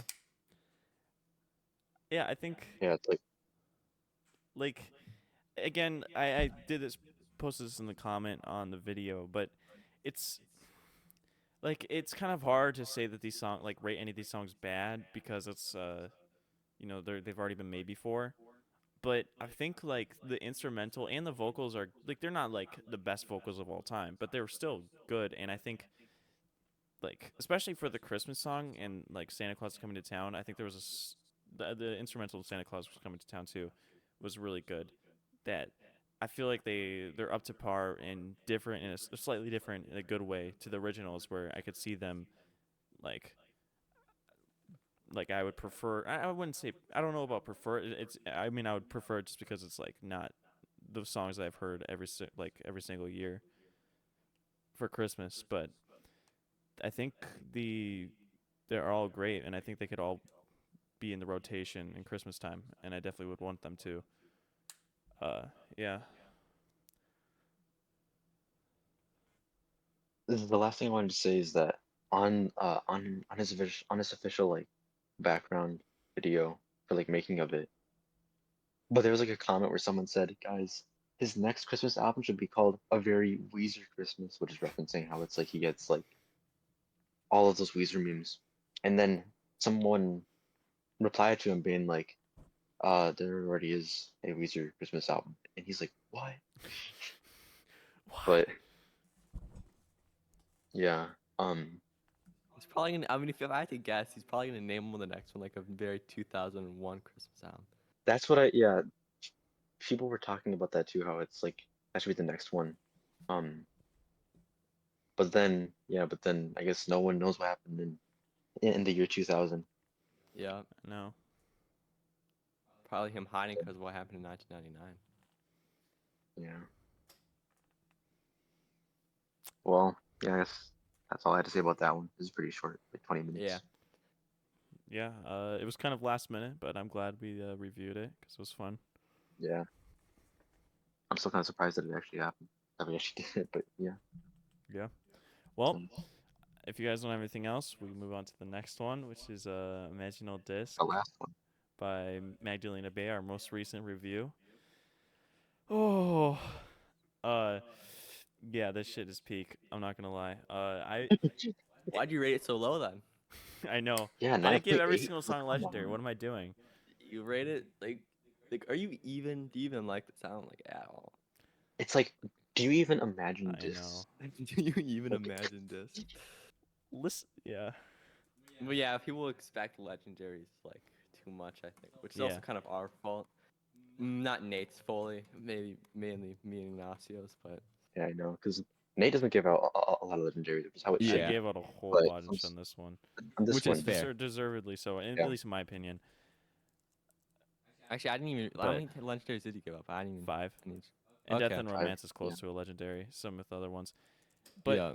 this album is like a ray of sunshine, love, peace, like it's like fucking your ears in the best way possible. That sounds just that sounds that sounds really make weird. love, IG not left. war. Like ever That sounds really weird. Make In love, an The not way you innocent war. way, said in that an was innocent Frosty way, Romo. not in like a freaky way, but like in an innocent not in a way. freaky way. It's just so good. I love it. Like there's so many layers to the songs, especially in watching TV. Like just the lyrics like Hello, scrape until the how blood are comes you? out. Yeah, that Oh yeah, the oh yeah, I love vocals that. like, and then you hear in the left side of the ear there's a little bit of like acoustic guitar, and then the next I think line in the right side of the ear there was a keyboard kind of like synth, not synth, but it's kind of I don't know what instrument it was, but just it's so crazy like how much attention they put into this. And I never even looked at the story of this album. I mean, recently I have been looking at it more. I've been paying attention to the lyrics, Yeah. but just today I was looking through like some Reddit posts and I didn't realize there was a website for the thing that had a map of the story. So I need to spend a lot I'm Oh, going to be spending a lot more time with this album like just the story wise because I've already listened to it like 5 times or maybe even 6 now. But yeah, it's just absolutely amazing. I definitely need to spend more time on the story.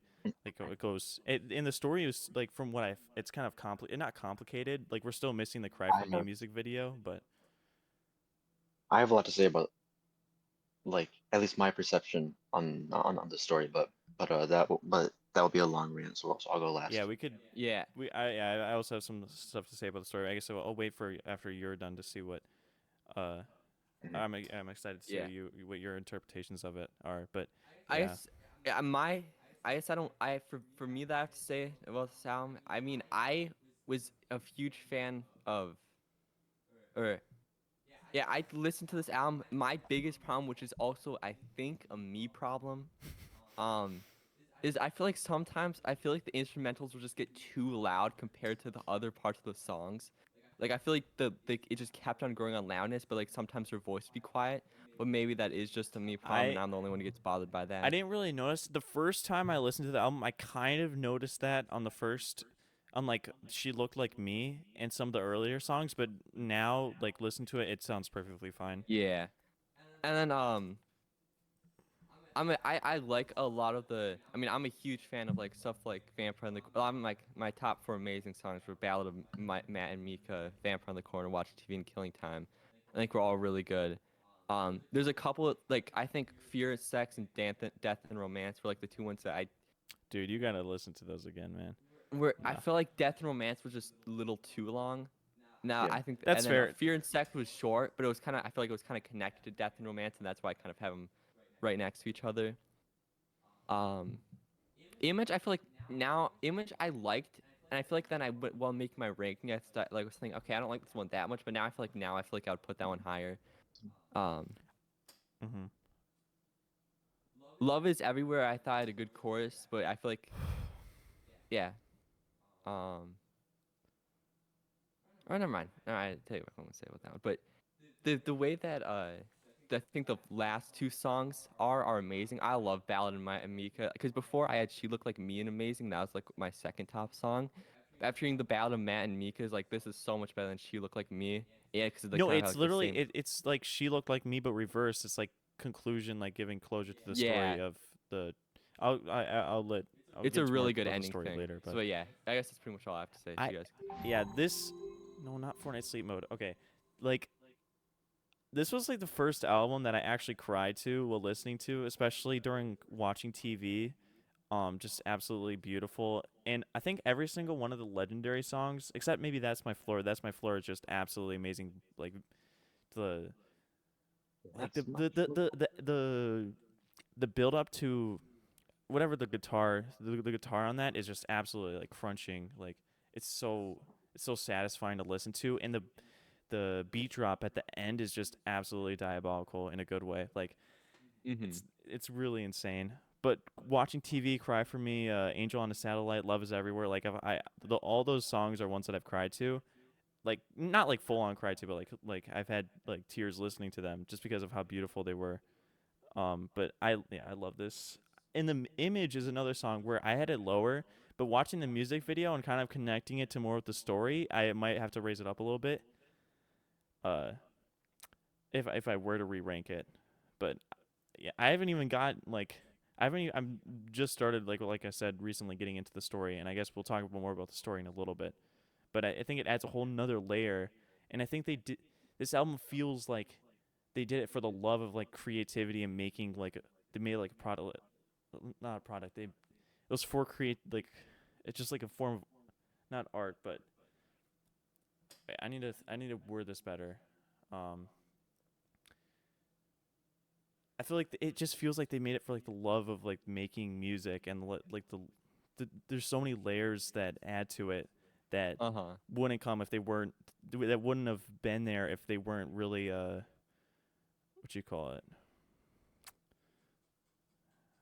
They made it with a passion of Yeah, creation. the passion of yeah, like the passion that they put into this is it's just like the complexity of it is it's just not wouldn't be done if they were just doing it to like make money or like make songs that I mean the songs sound good, but like it's yeah, it's just amazing.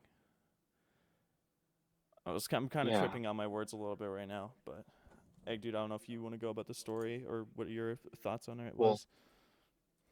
be before I get into like kind of like my journey with the album, I was checking out their channel on YouTube, and they actually, I don't know if it was like weekly or what, but they used to do it more frequently. But for like a few years, like uh they did like Magdalena Mondays, where it's like it was like I think like I don't know if it was like weekly or like just like on some Mondays, but they would do live streams where they would just like talk to chat, take song requests, do Q&As, and even like just like play games. So Oh, that's um awesome. like what's it called? So again, I don't have like a ton of time to do that stuff like watch live streams or like even like old live streams. So I just like I looked through a few that looked interesting. And at one point they did like a mini on the fly cover a mini on the fly cover of Empire Ants by Gorillaz. Ooh, Uh I huh. need to see that. Um uh and then a lot of the time they're actually sometimes they talk about like what favorite songs they've made or or like what it's like making certain things like make a new album. But a lot of the time they're playing on the Wii, which is my favorite console. Oh, that's Uh awesome. huh. Uh Nice. so sometimes they play Smash Bros. Brawl together, or sometimes uh what's it called? The guy who I'd assume his name's probably Matt, right? Yeah, Matt. Yeah, so and then sometimes Matt will play Mario Galaxy, my favorite game of all time, by himself, while Mika, I'm assuming I'm pretty sure that's her name, I think, Yeah. right? Meanwhile Mika will uh keep control of the chat and like responding and stuff. Uh huh. Uh and then sometimes I even saw a thing where sometimes they even like make me's of their viewers. Maze on what? Like sometimes like they'll make me's on the Wii of their viewers, I think. That's so Maybe. I funny. don't know. But still. Um yeah, and then someone in chat even asked like, guys, why are you playing on the Wii and why not the Switch? Which that's a whole other like can of worms for me personally. I have beef with the Switch too. But uh but then Matt said, well, I mean like we do have and like the Switch, but I've always been more partial to the Wii. So mega respect for them. from me in that field. Mm-hmm. But anyway, Uh-huh. I uh I am mentioning this for a reason, which we'll get to in a little bit. Anyway, first listen with this album, like I could see why some people liked it, but it felt like it was kind of like going like on the deep end of a certain type of music that I wasn't totally into, so it was a bit hard for me to get into. But again, I uh I always give albums, especially albums that we're doing on the channel, uh multiple chances. Uh but on second listen, I was liking it a bit more, especially Image. Image, I like how it sounded more, and also a few lyrics, even without looking at the lyrics, a few lyrics kind of stood out to me that I wanted to look into later. So the next listen, I just sat down and then I looked at the lyrics as the song was playing.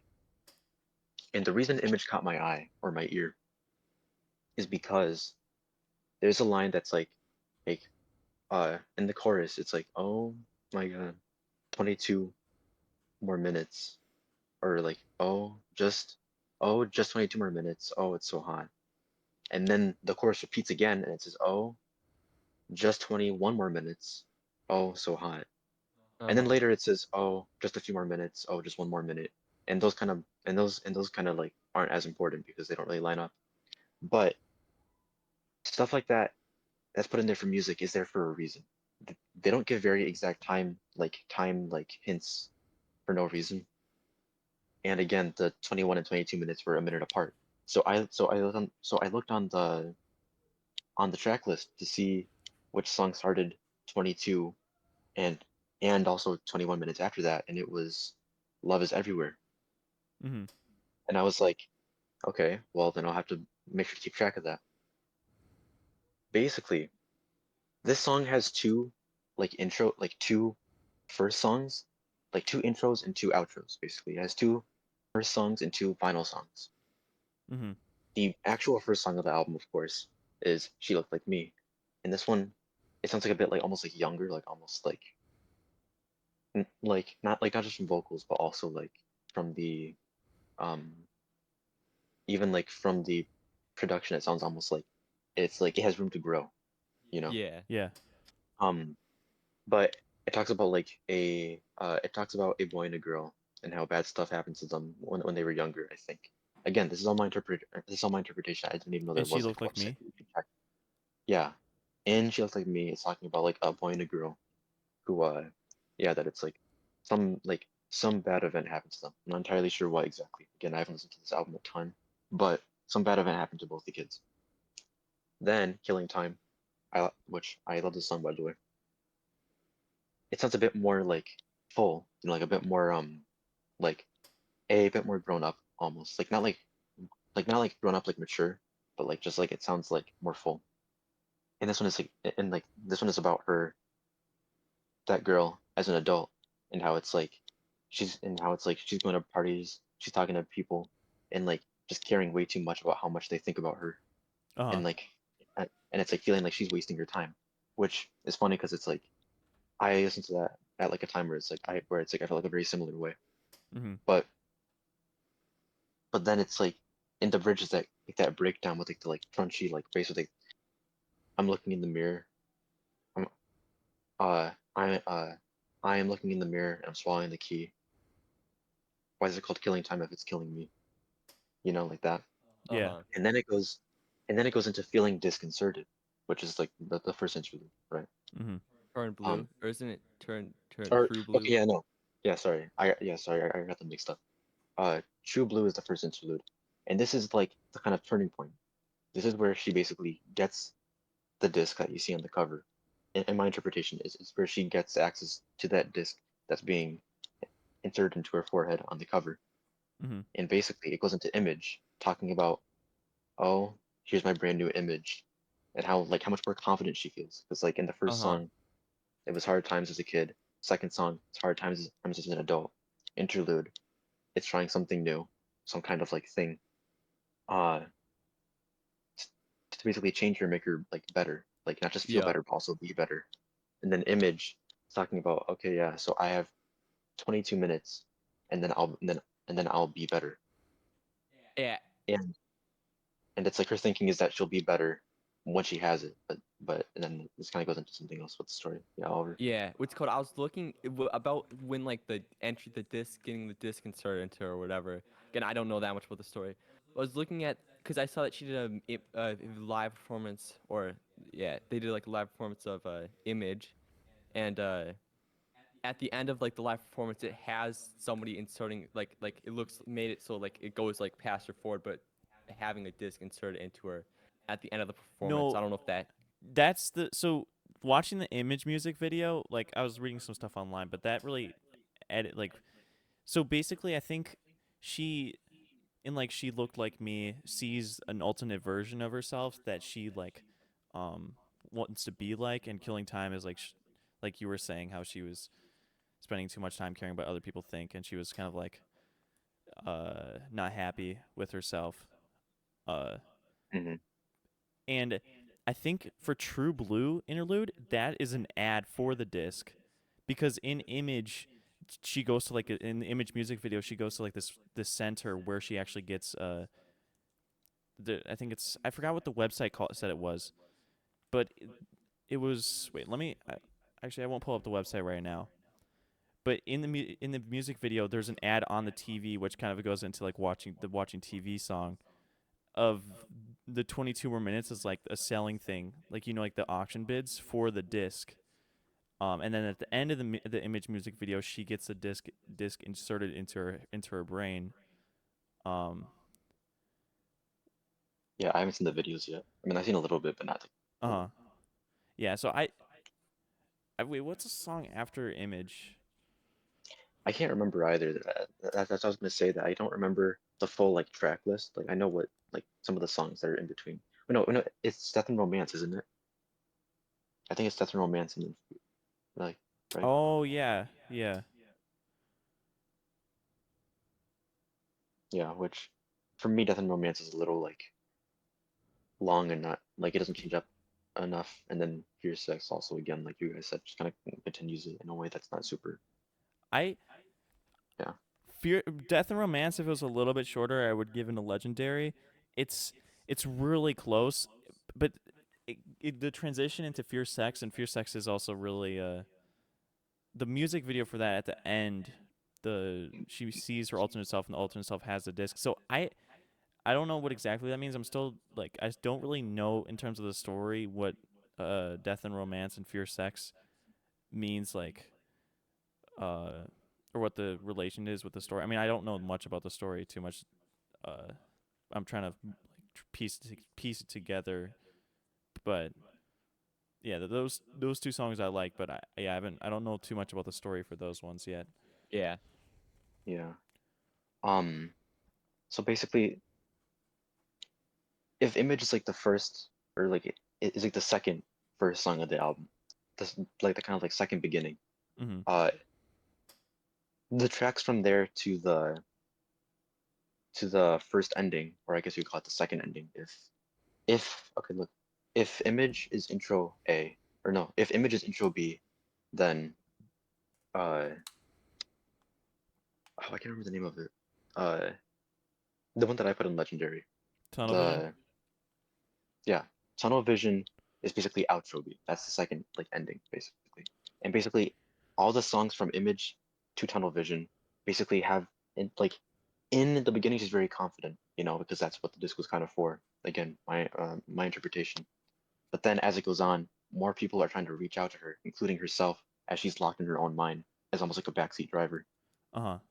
Like, um, yeah. So I feel like there are like a lot of like themes of uh, kind of like DID, which is like the personality disorder, where it's like there's multiple like personalities in one person's body, kind of. Mm-hmm. That kind of was like my sort of interpretation, like something like that. Maybe not that exactly, but like that is a common, or not common. It's uncommon. It's kind of rare. Uh, in response to trauma. So basically, the disc is like there to basically make her better and more confident. But then as time goes on, like there's more like it's like there's more cracks in the facade. Like Vampire in the Corner, again, I haven't listened to it in a little bit, but that kind of like dives into it a little bit of like feeling kind of trapped by this new persona, I Yeah. think. And then uh watching TV with like the hello, how are you? There's people on the outside trying to reach out.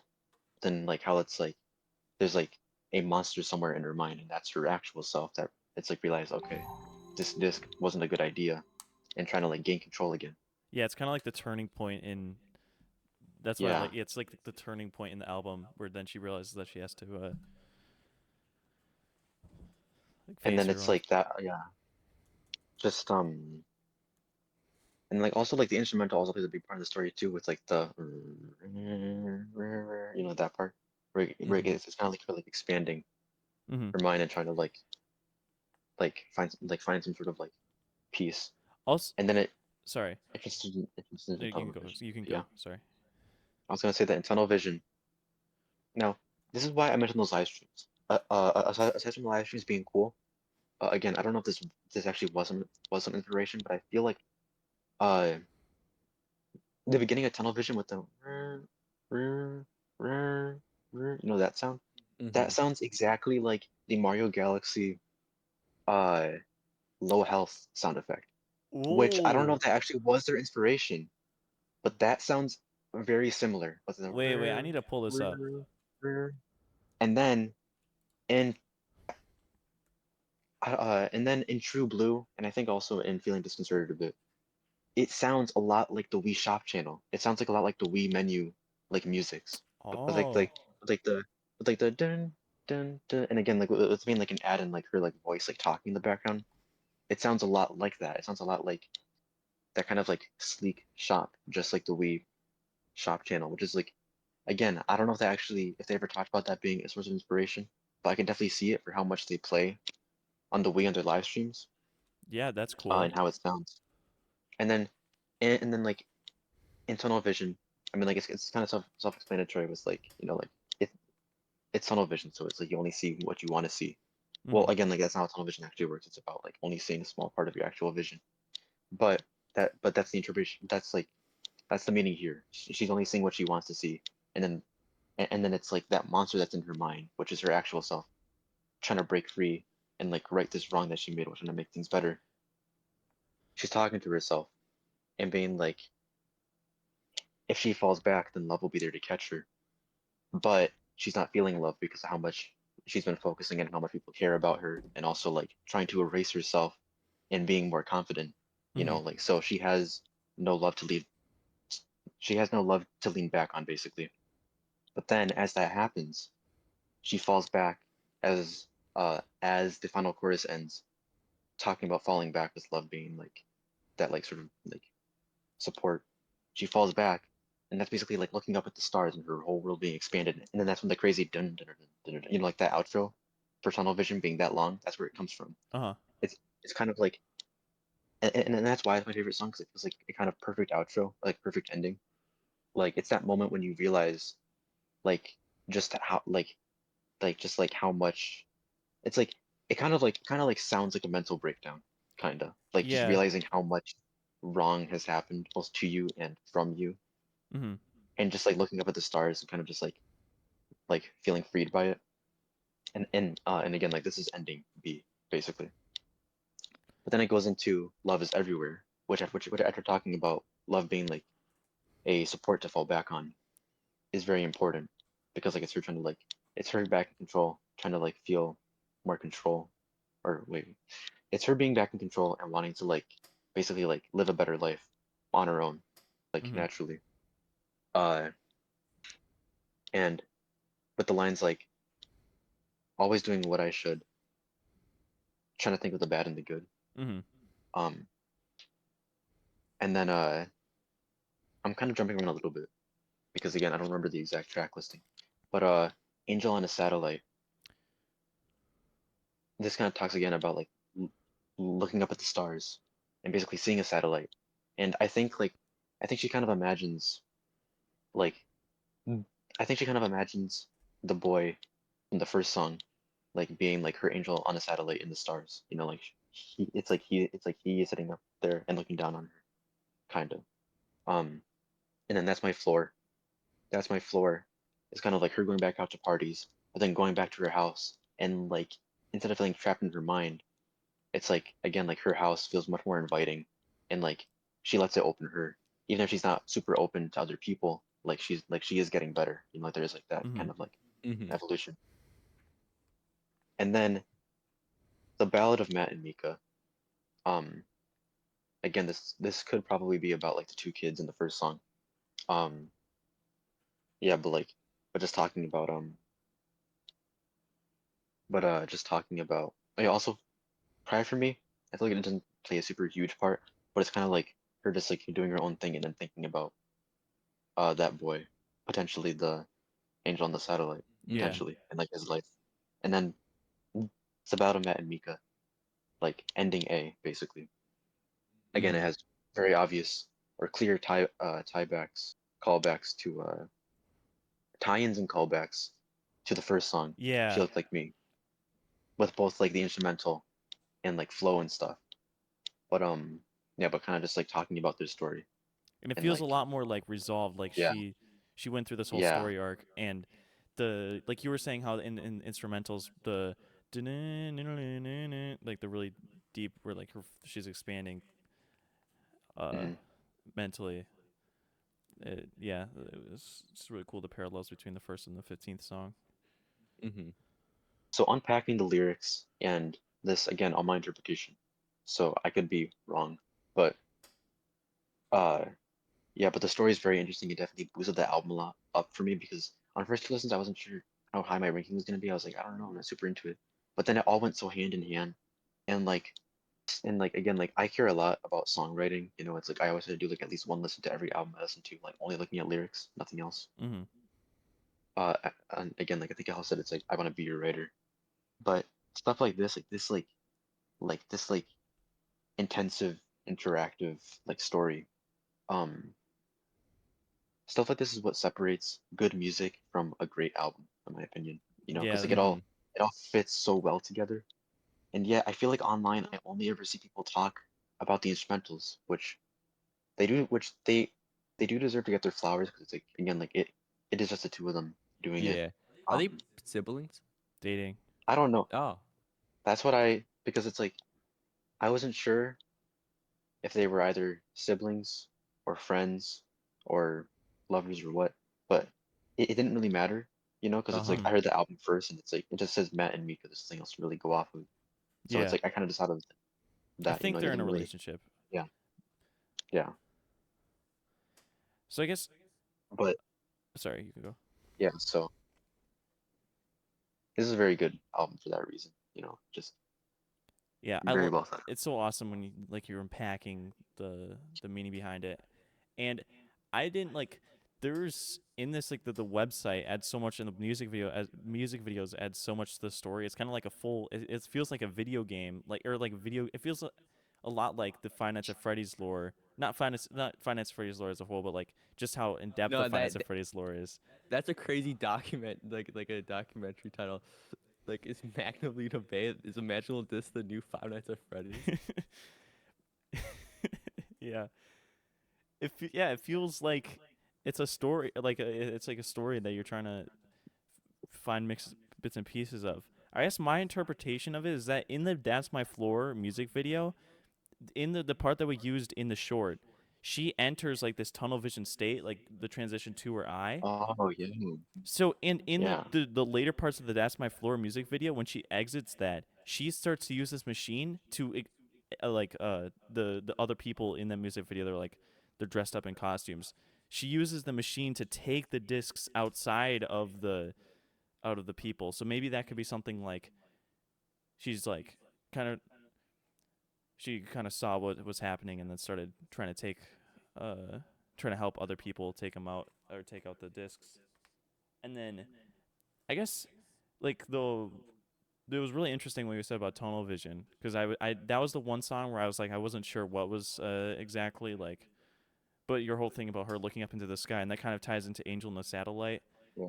My interpretation of Angel on a Satellite is more so like she's looking up for hope, like she's finding hope in the Yeah. sky instead of there being an actual person. But that could also be Well, that yeah, person could also be a resemblance of hope, like the her whoever she was talking about, and she looked like me, and who you were yeah. talking about.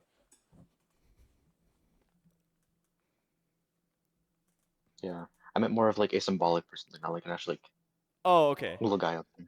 Yeah. Yeah. Okay, that I makes more meant like sense now. Yeah. symbolically. Okay. Yeah, yeah, yeah. So basically, I basically meant like what you said, but it's like she imagined that boy, and she looked like me being like that kind of like guardian angel, like Uh-huh. kind of. That was my interpretation. But yeah, But yeah, that's cool. Yeah, that was cool what you said about tunnel vision. I didn't really uh Tunnel Vision was one song where it was like I really liked it, but I wasn't the ending. I wasn't exactly sure what their goal was. Um, but I mm, guess that makes more sense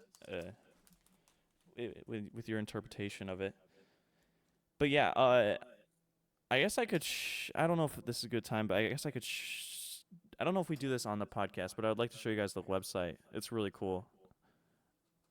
I mean you could, yeah. Okay, I'll share my screen. So this is like the main thing of the website, imaginaldes.world. If you click on the map, there's like this like interactive Oh, that's thing. cool.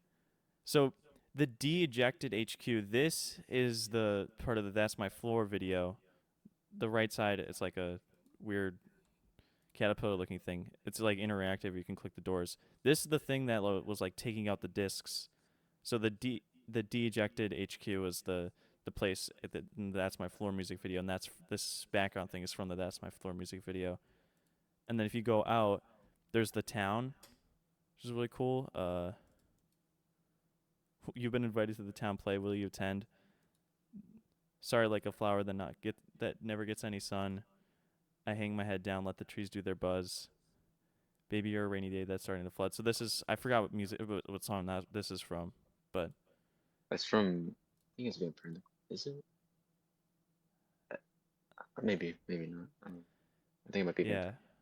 So and then the installation center, the bottom down here. This is the doctor. This is a oh that's one thing I forgot to explain or mention. In the songs, you hear like this like low pitch like laughing noise. In the image Mhm. video, that's the doctor laughing. So the Mm-hmm. doctor is the one who inserted the disc onto her um membrane. This is when he was inserting the disc at the end of the image video. That's the doctor into the. I think that's True. There's like Mm, different character. I think True is the main character. yeah. The mirror. This is at the end of the Death and Romance video when she looks into the mirror and sees, or when one of the characters. I forgot who it was. Like online, I saw things where there's two characters, like this person named Ghost and True, and Ghost is like True is like looking into, or True in the She Looked Like Me saw something like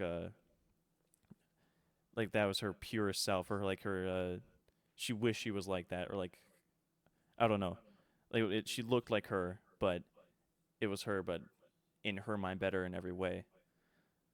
So that I in feel like the Death and Romance video, this is at the end of it in the fierce sex part. Uh, that there was the mirror, and then the memory. This is also in the Death and Romance video. So I don't know what this means. A lot of this stuff I don't know what it means. So I'm still trying to what you Well, call this it. is so eerie looking. I know. There's also this no, but clock in the yeah, corner. It only takes a minute to forget a week. Ooh. yeah. Oh, now it's This stuck feels on my like screen. There we go. It's this feels like nostalgic though. Like it reminds me like a lot of like websites that I would have seen like in the ages of like 5 to 12. I know, and I Yeah. never knew about this. It's so cool, like seeing it. So there's True's house. Um, it's just sheep over there. This doesn't mean anything. If you click the house, there's a TV that she might have been watching in the thing. It's just exploding a CD by spinning it at very high speeds. YouTube video. This is actually crazy. Over here is a mirror, and I think at some point in She Looked Like Me, I'm not sure. She mentioned like seeing her a warped version of herself. Why isn't it showing like a warped like? This is Oh like yeah, her own perception of herself that she didn't like, and that's it was more like in the Killing Time thing, like things that she didn't yeah. like who she was, and that's kind of like what that was. And then over here is the bedroom. There's like a flying saucer thing, a book that says "Spend my days patiently waiting for the night to creep." It's like her diary. Chasing clouds, counting Mhm. sheep. I don't know why, but we call it killing time. Always killing, and then there's like a date. Oh, I didn't realize there was a second page. Wait. It, it's like a messed up like date. You see that? I'll surrender to the voice. I'll surrender to the voices in my head. So this is Ghost. This is like the alternate person. So I don't know much about that storyline. Is there another one? Oh no, there isn't. This Bottom, that's the same. bottom here is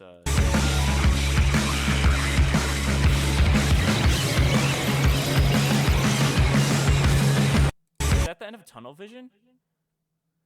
I can't hear it, Oh, you so I can't. don't know. I No, oh dang. It's kind of like a crazy instrumental. Actually, no. I think it's the end of Killing Time. But there's no lyrics in it. Um, but yeah, that's what this thing is. Oh, and then the one final thing. Oh, the field. I haven't gone to the field. The field is just basically what the mirror was in the other thing.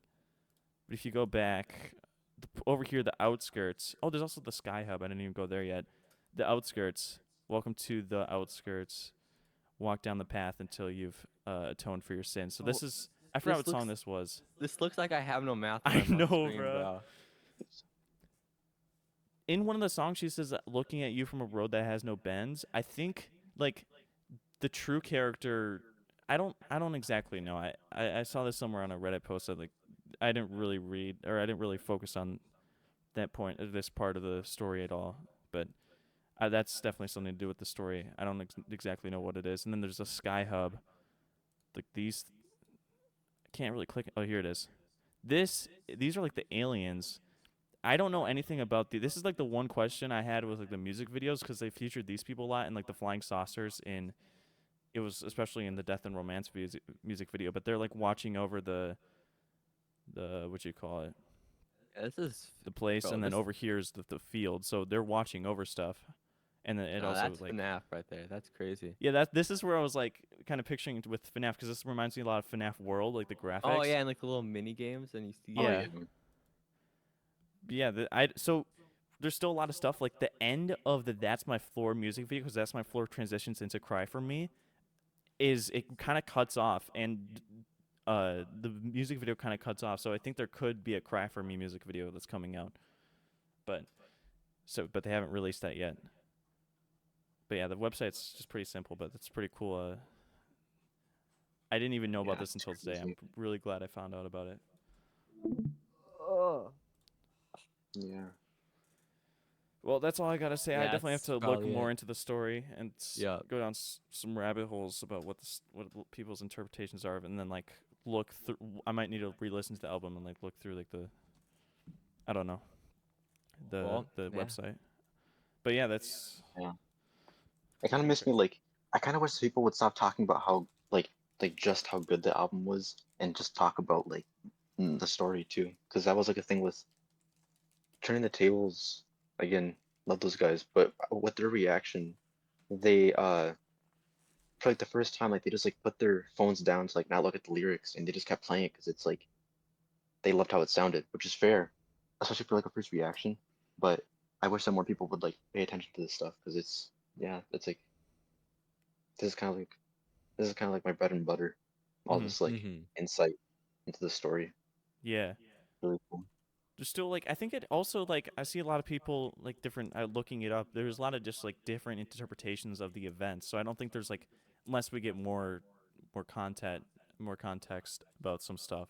I don't think there is a right way to look at it. But yeah, it's really cool. I didn't even know that website existed.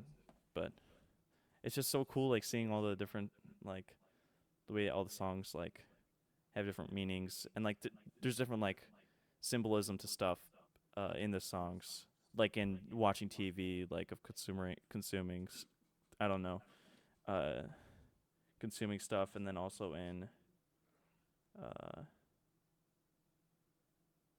forgot what the other one was. There's other lyrics in songs that resemble other like issues. I don't know what, like I can't really picture them right now, but yeah, I need to spend more time on this. I mean, I already listened to it a lot of times, but I want to learn more about the story and stuff. But yeah. Yeah. Well, unless there's more to say, that was all 9 albums. Oh, Yeah. nice. Well, Aubrey, do you have anything else? No. Okay. Well, thank you guys for Let's just watching. Happy holidays. This will probably be out Happy holidays. tomorrow, like 28th. Or, I don't know. I don't know if I get it out tonight because it needs a lot of time to process. yeah. But yeah, Have a cool New Year. and yeah, but Yeah, we have a lot of cool. content planned. Yeah. Just say we're cooking. Let him cook now. Actually, we're not gonna be able to say that meme after 2025. Oh It's gonna yeah, be banned. It's gonna be banned. It's gonna be taken over. yeah, because we're leaving Anyways, effects. I'm not personally. I'm not. I'm not leaving. Yeah, Yeah. yeah, yeah. But yeah. Oh, I forgot we're still recording. Sorry Anyways, guys. yeah, Have a good goodbye, one. guys. This is what we talk about all day. We're brain rot. Nah. Not egg, dude. But oh no, my camera's frozen. Okay. Well, bye guys. Hope you have a Okay, good you're one. good. We have a lot of content planned. If you have any things that you would like us to talk about in a different podcast where we're not talking about the albums that we just reviewed and we're just talking about music in general, please leave them in the comments. And yeah, thank you so much for watching. If you guys have anything else to say, but Yeah, no. Bye. bye everyone. Goodbye, my Goodbye. fellow internet music nerds.